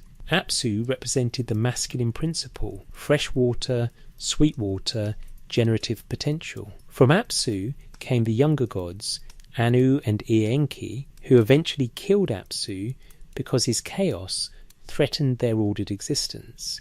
Then established his dwelling place in the defeated Apsu, took control of its waters, used its power to create and sustain civilization. This narrative describes conquest of chaos by order, subordination of primordial potential to divine structure, but also incorporation rather than elimination. Enki didn't destroy the Abzu. He mastered it, dwelt within it, used its power. He maintained access to what the Abzu represented, to the deep source of creativity, wisdom, magic, the generative chaos from which new possibilities emerged. His palace at the bottom of the cosmic waters gave him unique position among the gods, unique access to what others couldn't reach. In psychological terms, the Abzu corresponds remarkably well to the concept of the unconscious, the deep layer of mind beneath waking awareness,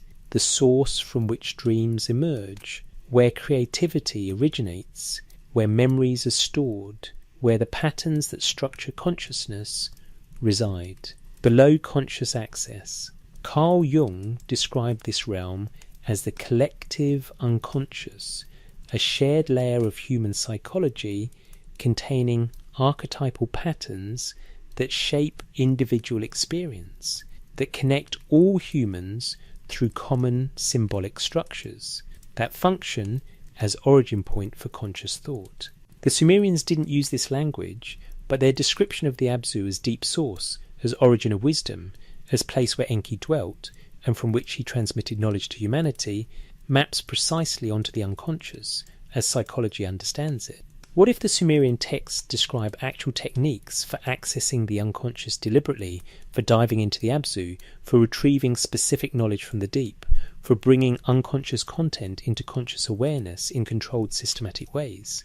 The dream incubation temples functioned this way. People went to temples, particularly Enki's temple at Eridu, and performed rituals designed to induce dreams from which divine knowledge would emerge. They slept in sacred spaces, in proximity to the well connecting to the Abzu, and during sleep their consciousness dove into the deep waters, encountered Enki or his emissaries, received knowledge they couldn't access while awake, and returned with information that proved accurate and useful. This wasn't random dream content, it was deliberate incubation, cultivation of specific dream states, techniques for steering consciousness during sleep toward particular goals, methods for asking questions and receiving answers through dream channels. The protocols involved purification, fasting, ritual bathing, recitation of proper incantations, sleeping in specific locations with proper protections, and then interpretation of whatever dream content emerged. The assumption was that the Abzu could be accessed through sleep, that knowledge stored there could be retrieved, that Enki would respond to properly executed requests. Enki appears throughout Mesopotamian texts as the god who teaches, who reveals secrets, who helps humans acquire knowledge the other gods wanted to keep restricted. He gave the me of civilization to Inanna, warned the flood hero, taught humanity magic and incantation, transmitted the arts and crafts that enabled complex society. He operated as intermediary between the deep source and human consciousness, as channel through which Abzu knowledge flowed into the upper world, as entity whose function was precisely this transmission. What if this describes an actual mechanism? What if Enki represents or embodied a technique for accessing deep unconscious knowledge, for diving below normal awareness into the creative chaos where new patterns emerge, for retrieving that content and bringing it into conscious structured form? The texts describe him as possessing this capability naturally, as dwelling in the Abzu by nature, but also as teaching select humans to access it themselves, to dive into their own depths, to retrieve knowledge they didn't know they possessed. The Abzu as collective unconscious becomes even more interesting when you consider that all humans share the same basic neural architecture, process information through similar structures, generate consciousness through comparable mechanisms. If the unconscious operates, as Jung suggested, as a shared layer connecting all human minds through common archetypal content, then diving into the Abzu would mean accessing this shared realm, retrieving information that doesn't come from individual experience, but from collective human pattern, from the accumulated wisdom encoded in species-level consciousness. The Sumerians attributed this accumulated wisdom to the Anunnaki, to pre-flood teaching, to knowledge preserved from earlier cycles of civilization. They saw the Abzu not as individual unconscious, but as objective realm, as place where information existed independently of any particular mind, where consciousness could travel during sleep or trance, where entities existed who possessed knowledge humans hadn't discovered. This ontology makes sense if the unconscious isn't purely personal, if it connects to something larger, if diving deep enough takes consciousness into shared spaces where other minds also travel. Enki's serpent symbolism connects to this theme. Later traditions associate serpents with wisdom, with knowledge of good and evil, with transformative consciousness. The caduceus, two serpents intertwined on a star, appears in Mesopotamian art associated with Ningish Zida, another god connected to the underworld, to healing, to secret knowledge. Serpents shed their skin, symbolizing renewal and transformation. They move between upper world and underworld, between air and earth, between consciousness and unconscious. The serpent as Enki's creature represents the movement of knowledge from depths to surface, from Abzu to waking awareness, from unconscious to conscious. The texts describe Enki's wisdom as encompassing the secret names of things, the hidden connections between events, the patterns that structure reality beneath its surface appearance. This is precisely what deep pattern recognition feels like, when unconscious processing suddenly delivers insight that waking analysis couldn't reach, when the solution to a problem appears complete and whole after sleep, when creativity emerges fully formed from depths the conscious mind can't access directly. What if the Anunnaki, or specifically Enki, taught humans techniques for systematically accessing this deep pattern recognition, for deliberately diving into the Abzu of consciousness, for retrieving knowledge through sleep states and altered awareness?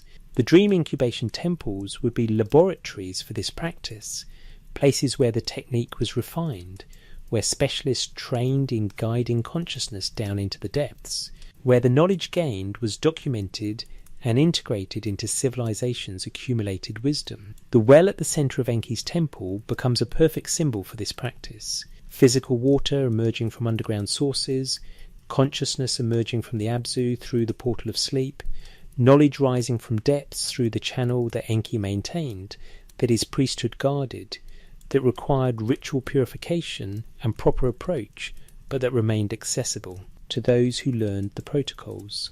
The temple didn't create the connection. It marked where the connection already existed, where the barrier between surface consciousness and deep source was thinnest, where deliberate descent became possible. The Abzu represented what lay beneath all consciousness, the source from which awareness emerged, the deep waters that sustained life, the creative chaos that generated new forms.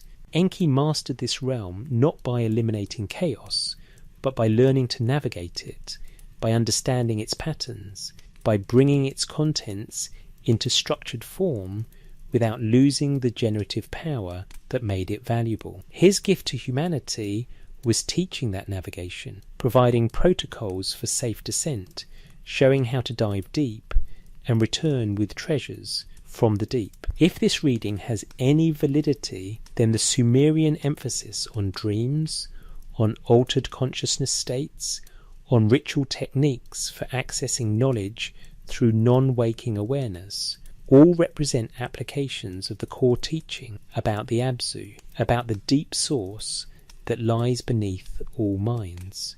That connects all consciousness at its foundations, that can be accessed deliberately by those who possess the knowledge and courage to descend into the waters from which they emerged.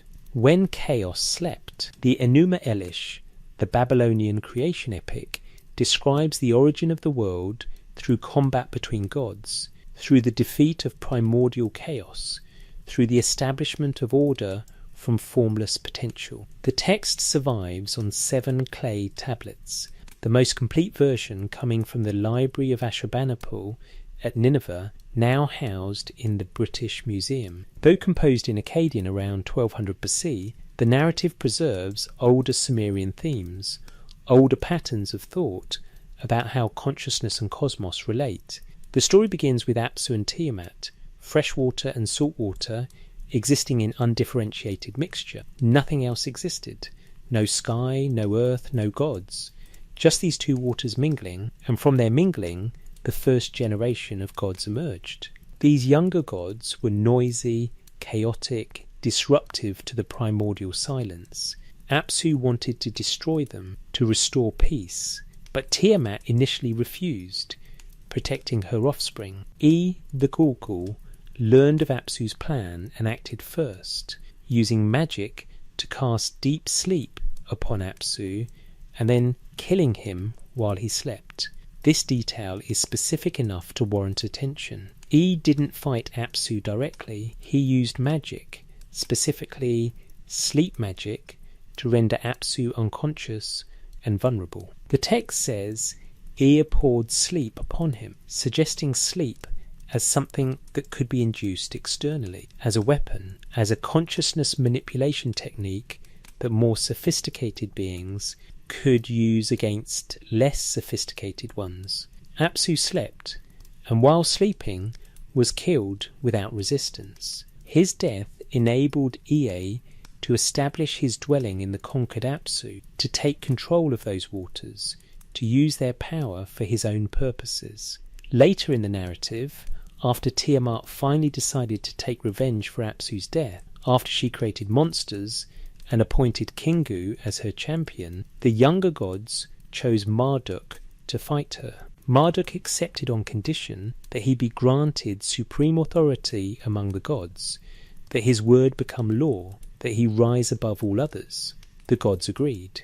Marduk confronted Tiamat, defeated her, and used her corpse to create the world. He split her body, making half into the sky, half into the earth, establishing the fundamental structures of cosmos from the substance of defeated chaos. But the weapon Marduk used against Tiamat included wind, breath, storms that he sent into her mouth, that inflated her body, that paralyzed her before he delivered the killing blow. The text describes this as Marduk mastering chaos through superior power, through divine authority granted by the Council of Gods. But the mechanism involves rendering Tiamat helpless first, neutralizing her capacity for resistance, using subtle forces before applying direct violence.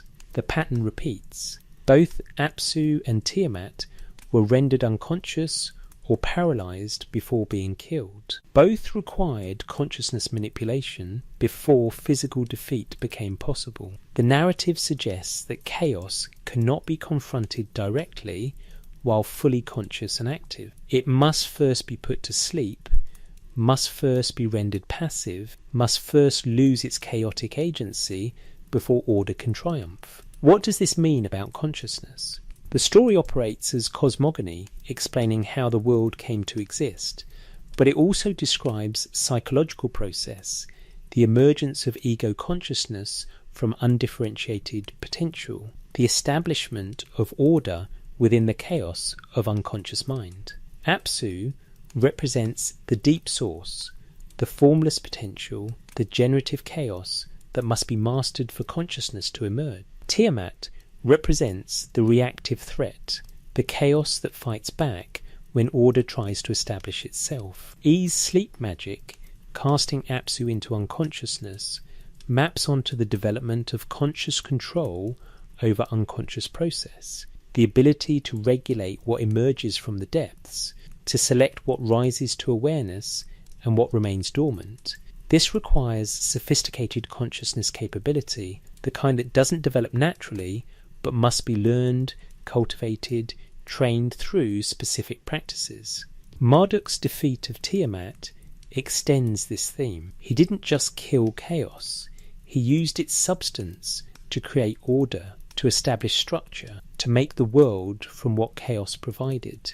This describes integration rather than elimination, transformation rather than destruction. The chaos doesn't disappear. It becomes foundation, becomes the material from which everything else is built, but only after being rendered unconscious, after losing its autonomous chaotic power. The Enuma Elish was recited annually during the Akitu festival in Babylon, a New Year celebration involving the king ritually reenacting Marduk's triumph, symbolically defeating chaos, renewing cosmic order for another year. The ritual required the king to undergo temporary humiliation, to be stripped of authority, to spend time in reduced state before being restored to power. This death and resurrection pattern echoed Marduk's victory, but also forced the king himself to experience the transition, to move through consciousness dissolution and restoration, to personally enact the pattern the myth described. What if these rituals weren't just symbolic reenactment, but actual consciousness training? What if the king's temporary reduction served to give him direct experience of the chaos-order transition, of the dissolution and reconstitution that consciousness requires periodically, of the death-sleep state from which renewal emerges? The Mesopotamian kings weren't just political rulers. They were ritual specialists, consciousness practitioners, beings who maintained cosmic order through regular practice of techniques that involved deliberately entering reduced states and emerging transformed. The sleep cast upon Apsu, the paralysis inflicted on Tiamat, these weren't just plot devices. They described consciousness manipulation techniques that the texts attribute to advanced divine beings, that enabled control over chaotic forces threatening established order, that worked by rendering those forces unconscious rather than fighting them directly. This suggests sleep itself, the unconscious state, was understood as more than rest. It was vulnerability, it was power, it was the state where transformation became possible, where chaos could be mastered, where order could be established. Enki's mastery of this technique, his ability to cast sleep on Apsu, marks him again as the specialist in consciousness manipulation, the one who understood how to induce altered states, how to render beings unconscious externally rather than waiting for natural sleep cycles. The texts don't explain the mechanism, but they treat it as real power, as something Enki possessed and could deploy deliberately, as the tool that gave him victory over primordial chaos and allowed him to establish his dwelling in the Apsu.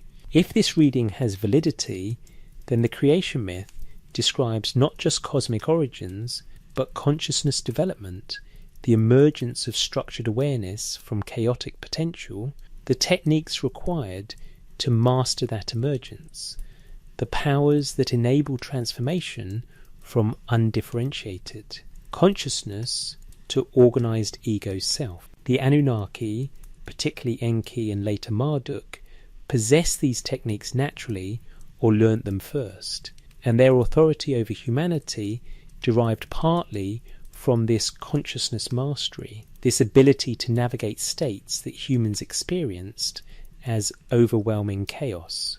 The teaching the Anunnaki provided to humanity, according to this framework, included instruction in consciousness control, in how to regulate what emerges from the unconscious Abzu, in how to put chaotic elements to sleep rather than being controlled by them, in how to use the substance of chaos, to build order rather than being destroyed by chaos's power. This was practical training, not metaphysical philosophy. It enabled humans to function as conscious beings, to develop ego structure, to maintain identity across time, to organize experience rather than being overwhelmed by it. The sleep magic Enki used appears throughout Mesopotamian magical texts as a technique priests could learn, incantations that could induce sleep in enemies, in demons, in chaotic forces threatening the practitioner. These weren't just superstitious formulas, they were applications of the same principle the Enuma Elish described, the understanding that consciousness could be manipulated externally, that sleep could be weaponized or used therapeutically, that rendering something unconscious gave power over it that direct confrontation couldn't achieve. Modern psychology recognizes that consciousness development requires mastery of unconscious content, that healthy ego structure depends on successful integration of chaotic unconscious material, that psychological maturity involves learning to regulate what emerges from the depths rather than being flooded by it. The ancient Mesopotamian creation myths describe this same process using divine narrative, using combat between gods as metaphor, or documentation of consciousness dynamics that apply universally. If the Anunnaki taught humans how this process works, if they provided techniques for managing the transition from chaos to order that every consciousness must navigate, if they showed how to use sleep states deliberately to accomplish this integration rather than experiencing sleep purely as danger or rest, then their influence operated at the foundational level where consciousness itself becomes possible, where awareness emerges from formless potential and learns to maintain itself against the constant threat of dissolution back into chaos. The Enuma Elish wasn't just a story, it was a map, a technical description of consciousness emergence, a training manual in the transformation from chaos to order that every mind must accomplish, that some minds accomplish more successfully than others. That requires knowledge and technique to navigate safely. The knowledge came from the Anunnaki. The technique was taught through rituals and priesthoods. The practice involved deliberately entering sleep states, encountering chaos, learning to master it, and emerging with greater capacity for ordered consciousness. This is what the texts say, beneath their mythological language, beneath their religious framing, beneath the layers of interpretation that have accumulated over millennia. They describe consciousness training, taught by beings who had mastered consciousness themselves, transmitted to humans who needed that mastery to survive and thrive in a cosmos far more complex and challenging than purely physical survival would require. The problem of translation. When George Smith, an engraver working at the British Museum, taught himself to read cuneiform and then announced in 1872 that he had discovered a Babylonian flood story remarkably similar to the biblical account, he triggered a crisis in biblical scholarship that reverberated for decades. The tablet he translated, part of the Epic of Gilgamesh, predated the biblical text by at least 1,000 years. This meant either the Bible borrowed from Mesopotamian sources, or both traditions preserved memory of a real event, or the similarities were coincidental. Each option created theological problems. But the deeper issue wasn't comparative mythology, it was translation itself. The question of what these tablets actually said, what the ancient Sumerians and Babylonians actually meant by the words they pressed into clay. Cuneiform isn't simple to translate. A single sign can represent a sound, or a word, or an entire concept, depending on context. The same sign in different texts might mean completely different things. Determinatives, Markers that indicate how to read a sign help, but don't eliminate ambiguity. Entire sections of tablets remain disputed, with different scholars proposing radically different readings of the same passages. The word Anunnaki itself creates controversy. Anunnaki in Sumerian means literally those of royal seed, or offspring of Anu, Anu being the sky god. Standard scholarship treats this as a class of deities, the great gods as opposed to minor gods, the divine council that governed cosmic affairs. But the term appears in contexts that don't fit divine mythology easily. Anunnaki work, Anunnaki build, Anunnaki decide, Anunnaki judge. They perform functions that sound more administrative than divine, more like governing bureaucracy than cosmic forces. Some texts describe the Anunnaki descending to Earth, establishing cities, teaching arts and crafts. Other texts describe them as judges of the underworld, as beings who weigh human deeds after death. Still other texts treat them as a specific group of 7 deities with particular functions. The term shifts meaning across texts, across time periods, across contexts.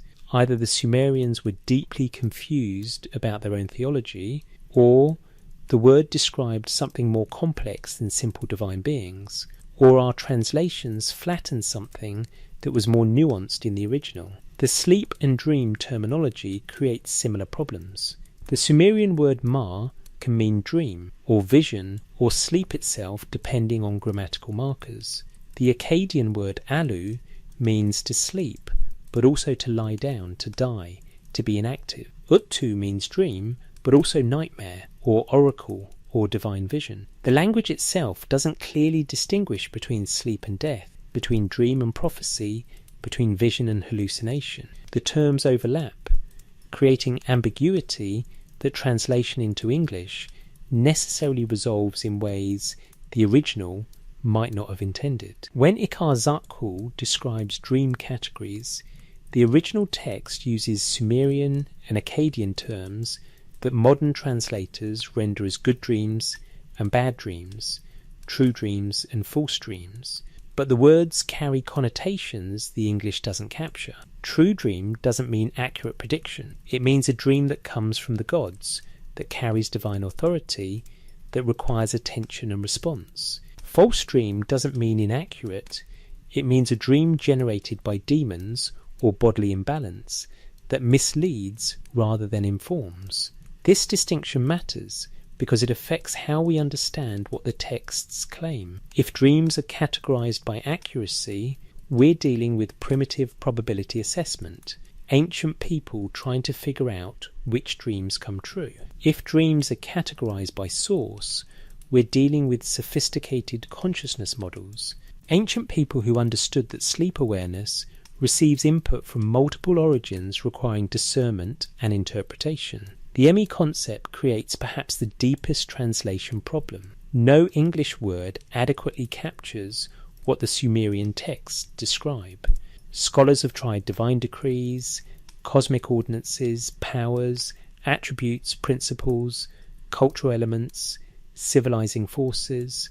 None quite work because the ME operate as discrete transferable things while simultaneously being abstract capabilities. They can be stolen, loaded onto boats, transported from one city to another, but they're not physical objects. They enable civilization, but aren't simple knowledge. Because having information about kingship doesn't mean you possess the ME of kingship. What if ME describes something more like cultural software, like the operating systems that enable complex societies to function? You can't touch software, can't hold it in your hand, but it's also more than just information. It requires specific implementation, specific context, specific technical infrastructure before it functions. You can copy software, transfer it, upgrade it, corrupt it, lose it. The ME seem to function similarly, as capabilities that require both knowledge and implementation that exist independently of any particular person, but that individuals or cities can possess or lack. If this reading is accurate, then the Inanna myth describes technology transfer, the movement of cultural operating systems from Eridu to Uruk, from Enki's centre to Inanna's city. The drunkenness element becomes interesting because it suggests Enki didn't intend this transfer, that it happened through vulnerability rather than deliberate gift, that Inanna exploited a moment of reduced consciousness to acquire capabilities Enki might not have willingly shared. The flood warning through the reed wall creates linguistic puzzles as well. The Atrahasis text has Enki speaking to the wall, but the grammar suggests he's not really addressing the wall itself. He's using the wall as a medium, as a communication channel, exploiting the ambiguity about who or what is being addressed. Some scholars read this as Enki speaking to Atrahasis' personal god, a protective deity assigned to the individual, using that god as intermediary. Others read it as Enki speaking to his own conscience, talking out loud where Atrahasis can overhear. Still others suggest the text describes dream communication, Enki entering Atrahasis' dream consciousness using the wall as symbolic threshold. Each reading generates different implications about what actually happened, about how divine human communication functioned, about whether these events were objective or subjective, about whether the texts document external reality or internal psychological experience. The Akkadian language doesn't resolve this ambiguity. It allows multiple readings simultaneously, which might be intentional, might reflect how the ancient authors understood reality as more fluid and interpenetrated than modern ontology permits. The possibility that demands consideration is that we've been systematically mistranslating these texts, not through incompetence, but through assumptions. Modern translators bring post-Enlightenment consciousness to pre-axial texts, bring materialist ontology to documents that assume different reality structures, bring psychological individualism to narratives that saw consciousness as more permeable and connected. The translations aren't wrong exactly, but they're reductive, flattening complexity that the original authors were trying to preserve. What if the Sumerians chose ambiguous language deliberately because what they were describing operated at boundaries our language can't capture cleanly? What if dreams were simultaneously internal and external, simultaneously psychological and ontological, simultaneously personal and cosmic? What if the Anunnaki were simultaneously mythological and historical, simultaneously gods and advanced beings, simultaneously metaphors and documented entities?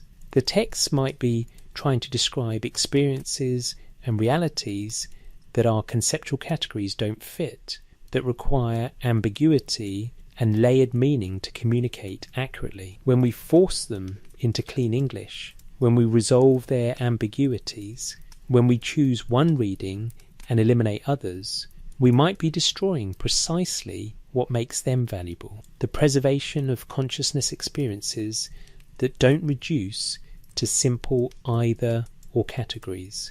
The Ikar Zuckle Dream Manual becomes more interesting if the ambiguity is intentional, if the overlap between sleep, death, dream, vision, prophecy, imagination reflects actual permeability rather than linguistic poverty. The text might be documenting that consciousness during sleep really does operate at thresholds, really does become accessible to influences that don't exist in waking reality, really does navigate zones where internal and external interpenetrate in ways that ordinary language can't describe, without ambiguity. Perhaps the Anunnaki, if they existed as the texts describe, taught humanity to work with this ambiguity rather than resolve it, to maintain consciousness flexibility rather than forcing everything into rigid categories, to understand reality as more fluid and interconnected than our current worldview permits. Perhaps the knowledge they transmitted included the conceptual frameworks required to navigate consciousness states we've now defined into neurological categories that eliminate precisely what makes them valuable. Translation is always interpretation. The choices translators make about which meanings to emphasize, which ambiguities to resolve, which readings to privilege, these choices determine what we think the texts say, what we believe the ancient Mesopotamians believed, what we conclude about whether their worldview has any validity. If we translate assuming they were wrong, we guarantee finding evidence of wrongness. If we translate allowing for the possibility they were right, we might discover knowledge we desperately need, preserved in texts we've been systematically misreading for over a century. 3 ways of seeing. The evidence is assembled now. Tablets describing systematic dream interpretation. Myths of gods who taught humanity through sleep states. Rituals protecting consciousness during its most vulnerable hours. Kings who received prophetic visions. Flood warnings delivered through altered awareness.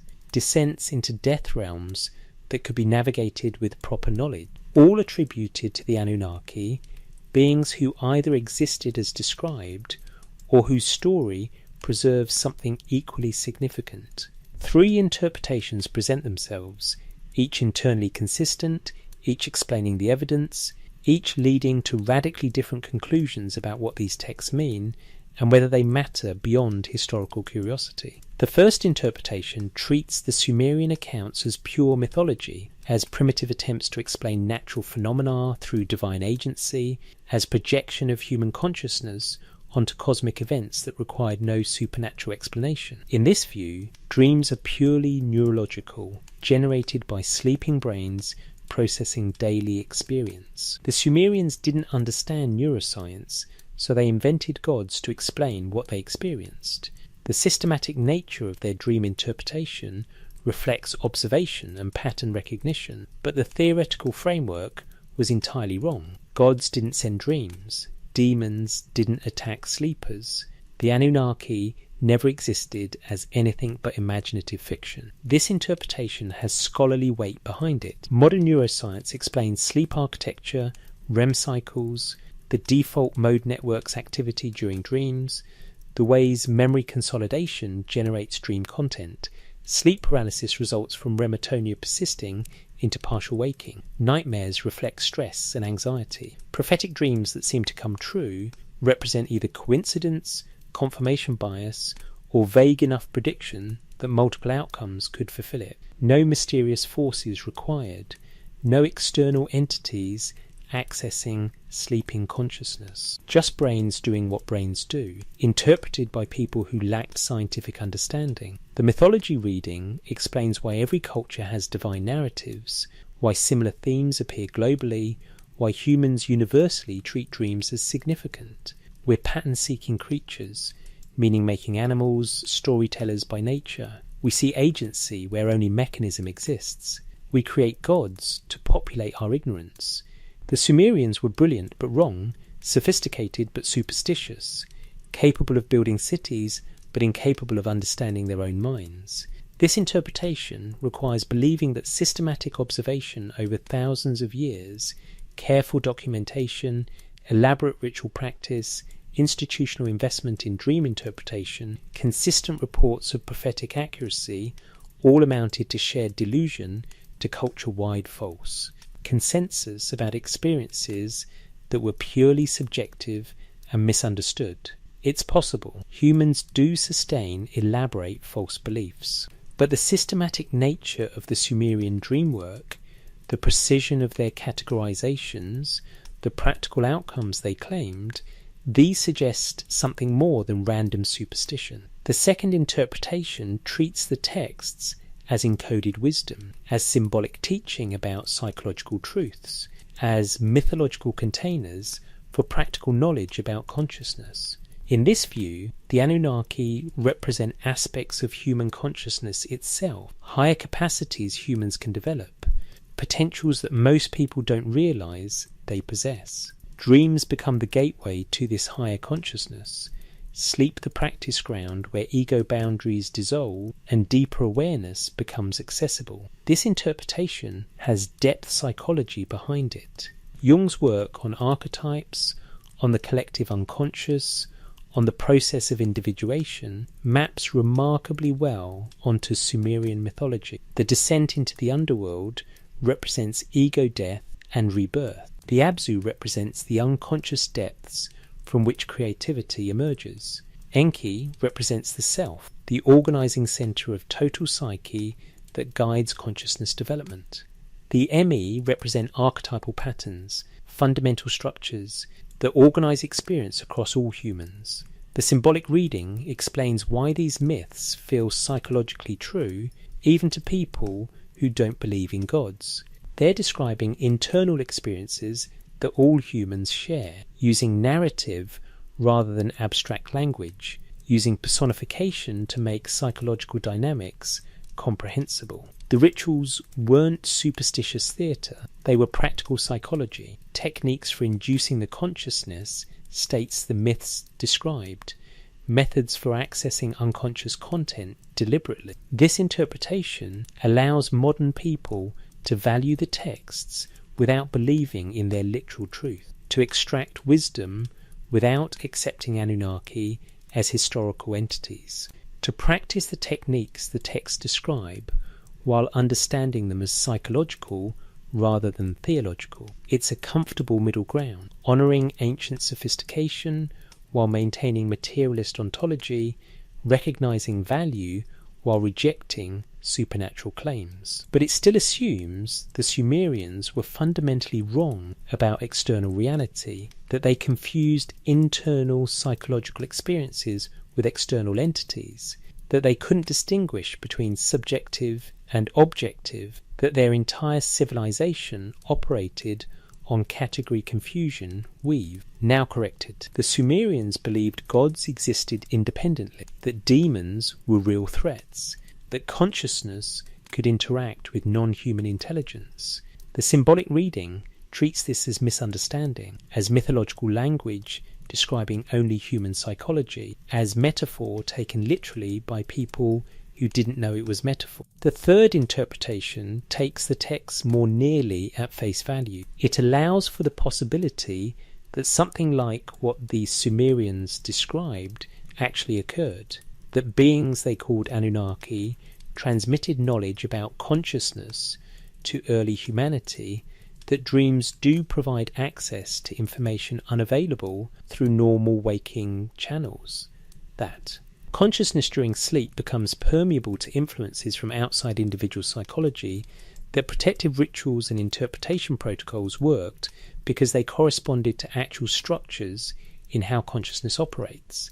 This interpretation lacks the backing of mainstream science, but has support from anomalous experiences, from phenomena that materialism handles poorly, from the persistent reports across all cultures of consciousness experiences that don't reduce cleanly to neurology. People do have dreams that provide accurate information about distant events they couldn't have known about. Sleep paralysis victims do report consistent entity encounters that resist purely neurological explanation. Consciousness does seem to operate according to principles that purely physical models don't fully capture. The literal reading requires believing that reality is more complex than current materialism permits, that consciousness isn't just emergent property of brain activity, but interfaces with something larger, that the boundaries between minds aren't as solid as individualism assumes, that sleep. Consciousness genuinely does operate in realms where non-human intelligence exists and can be encountered.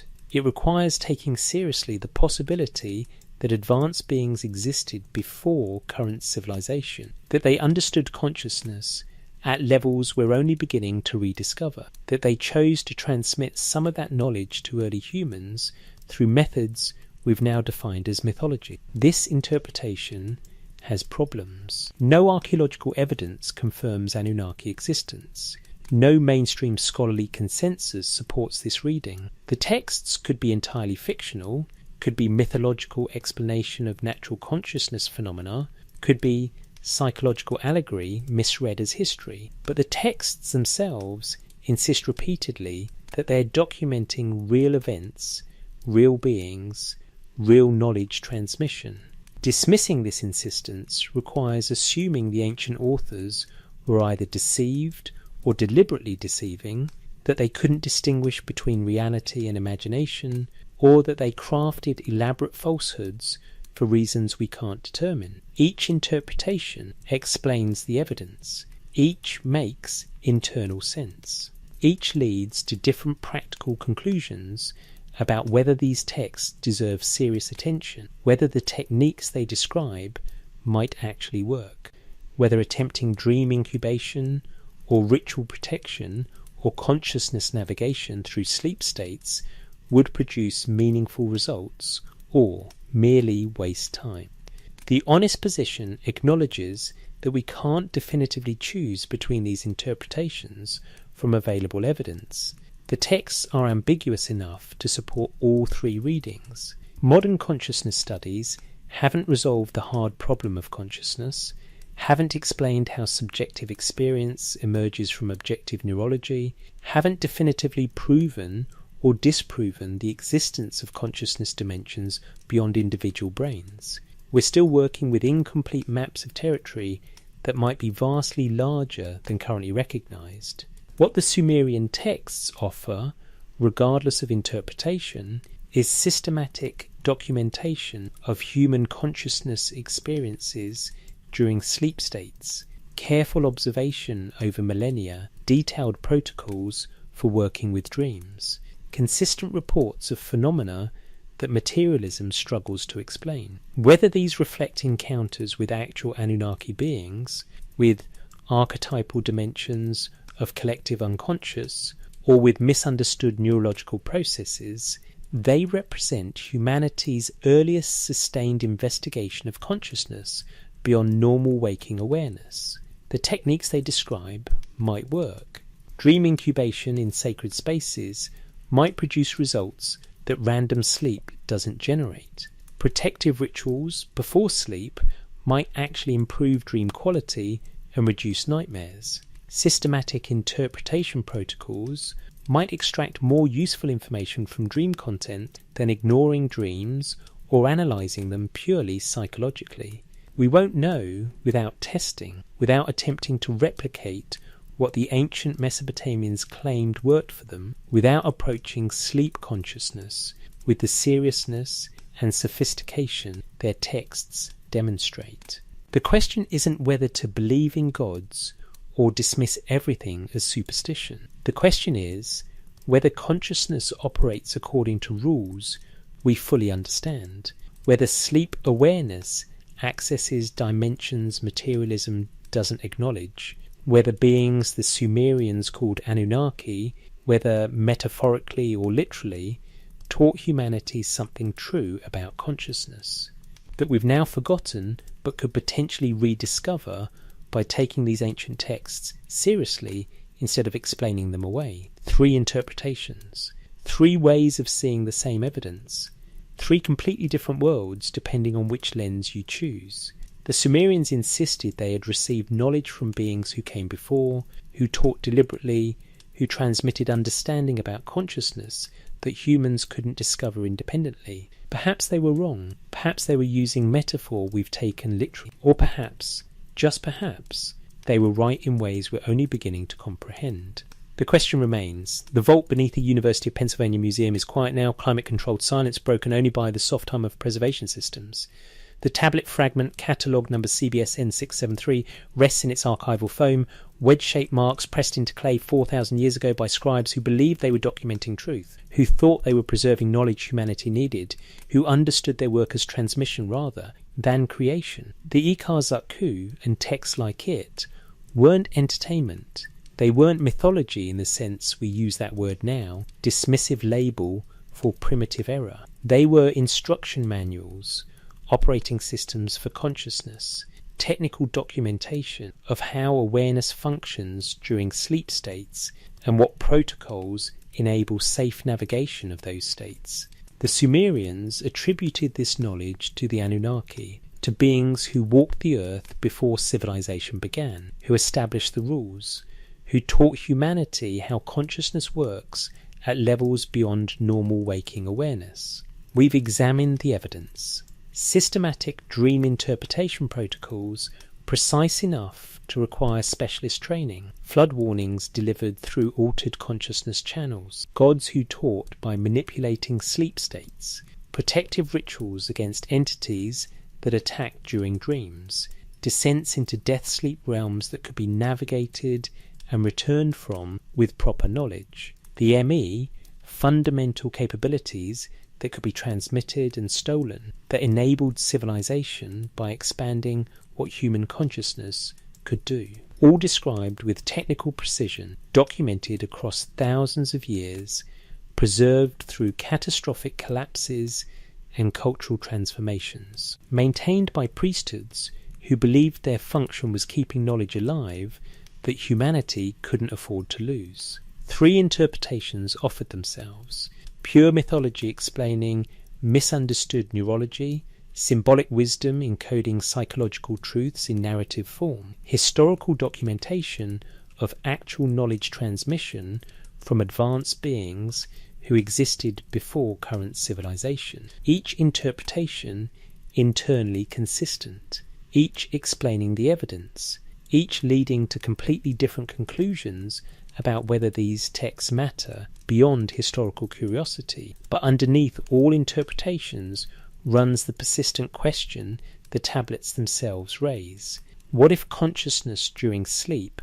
really does become permeable to sources outside individual neurology? What if dreams really do provide access to information unavailable through waking channels? What if the Sumerians understood something about awareness that materialism has defined away? Something valuable, something we've lost by dismissing their claims as primitive superstition. You're lying in darkness now, or perhaps you're listening as light fades toward evening, consciousness beginning its nightly transition from waking clarity to sleep's ambiguous borderlands. Every night you enter the state the Sumerians treated with such elaborate caution and sophisticated practice. Every night your consciousness shifts into zones where, according to texts older than any current religion, boundaries become permeable, where influences exist that waking awareness never encounters, where entities the ancients called demons can attack and entities they called gods can teach. Modern materialist consensus says the Sumerians were wrong, that nothing exists in those sleep states except your own brain processing data, generating dreams from memory consolidation and random neural firing. But consensus has been wrong before. Reality has proven stranger than established wisdom permitted.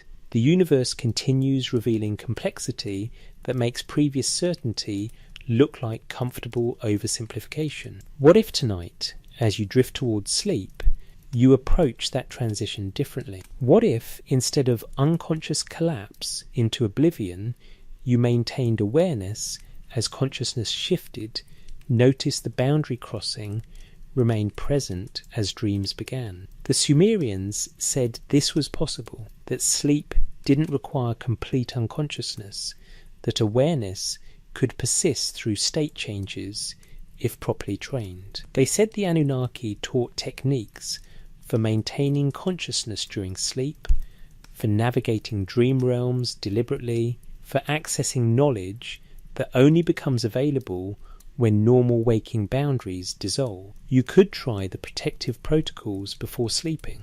Light a candle, burn incense, recite an intention for safe passage and beneficial dreams.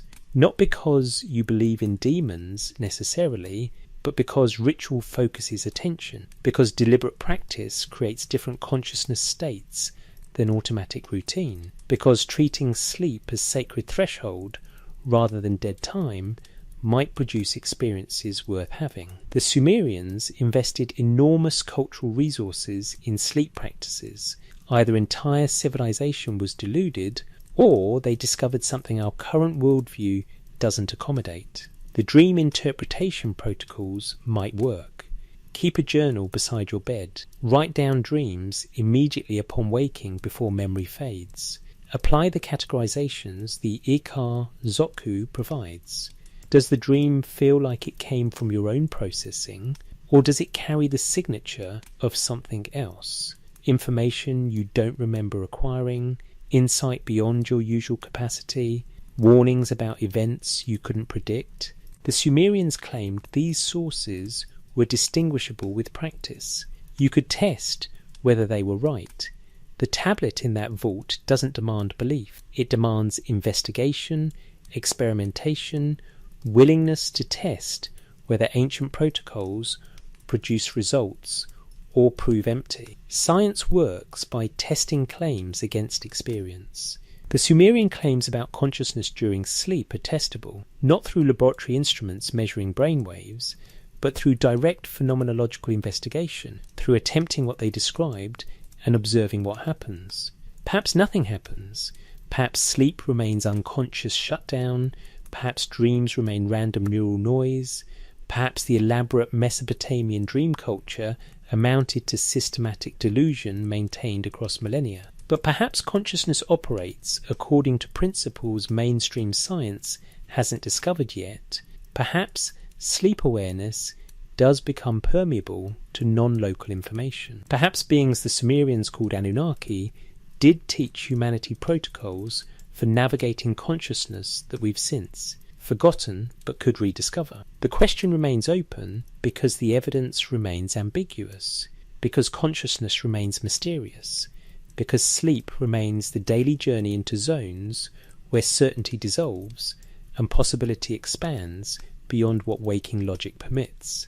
Every night you traverse the territory the Sumerians mapped so carefully. Every night you enter states they treated as requiring specialized knowledge and protective ritual. Every night you become vulnerable in ways their texts documented with precision that suggests genuine observation rather than imagination. What if they were right? What if the Anunnaki did influence human consciousness at its deepest levels, did establish protocols for sleep awareness, did teach dream interpretation as actual skill rather than superstitious nonsense? What if that knowledge was preserved through catastrophic civilizational collapses precisely because humans who possessed it survived when others perished?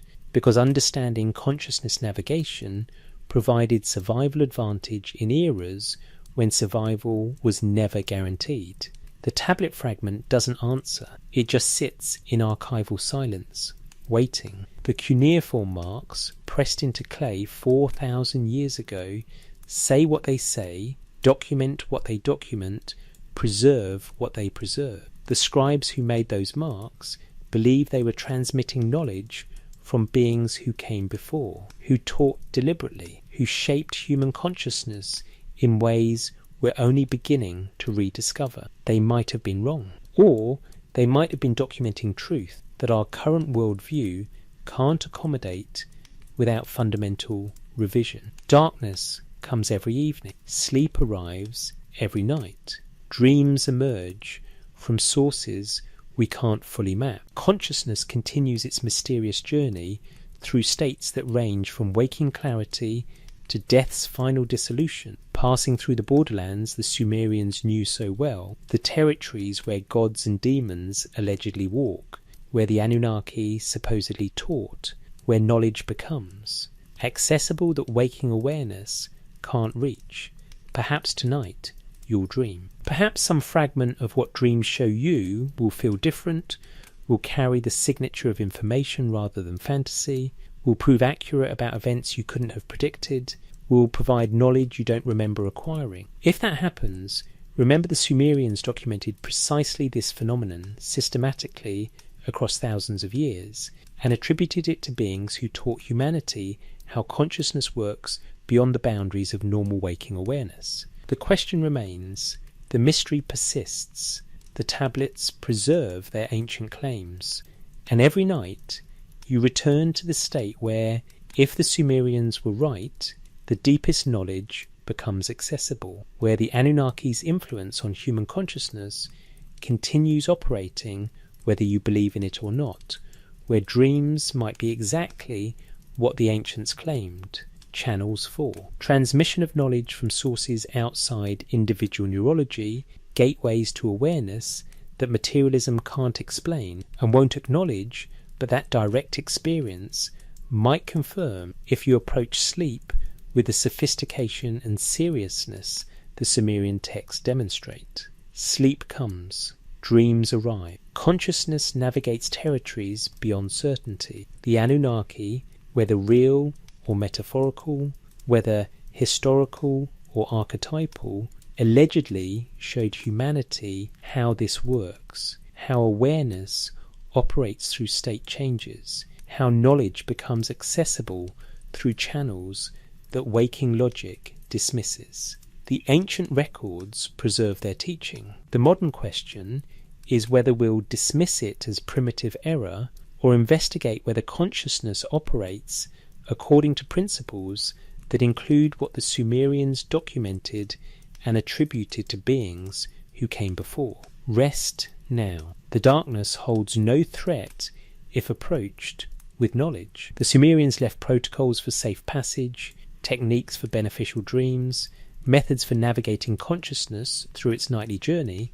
Perhaps they were wrong. Or perhaps, as you drift towards sleep, as boundaries dissolve, as awareness shifts into zones where waking rules no longer apply, you'll discover they were documenting truth that science hasn't caught up to yet, preserving knowledge humanity needed then and needs now, maintaining records of the Anunnaki's deepest gift to consciousness, the understanding that awareness continues through all states, that sleep is gateway rather than ending, that dreams are channels rather than noise.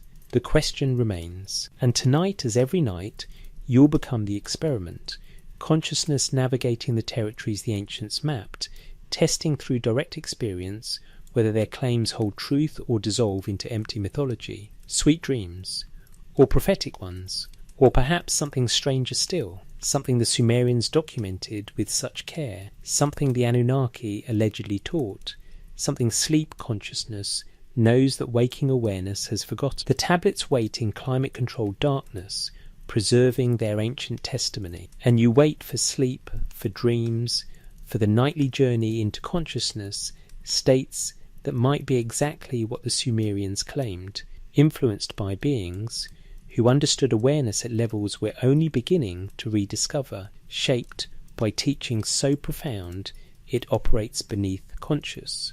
Recognition, manifesting every time eyes close, and awareness shifts into the borderlands between waking and death, the territories where gods allegedly walk, and knowledge becomes accessible to those who know the protocols the Anunnaki supposedly taught. Rest, dream, discover. The question remains open because consciousness remains mysterious, because sleep continues transporting awareness beyond certainty's boundaries, because the Sumerian records preserve claims that direct experience could potentially confirm or definitively disprove, but that abstract dismissal can never fully resolve. What if they were right?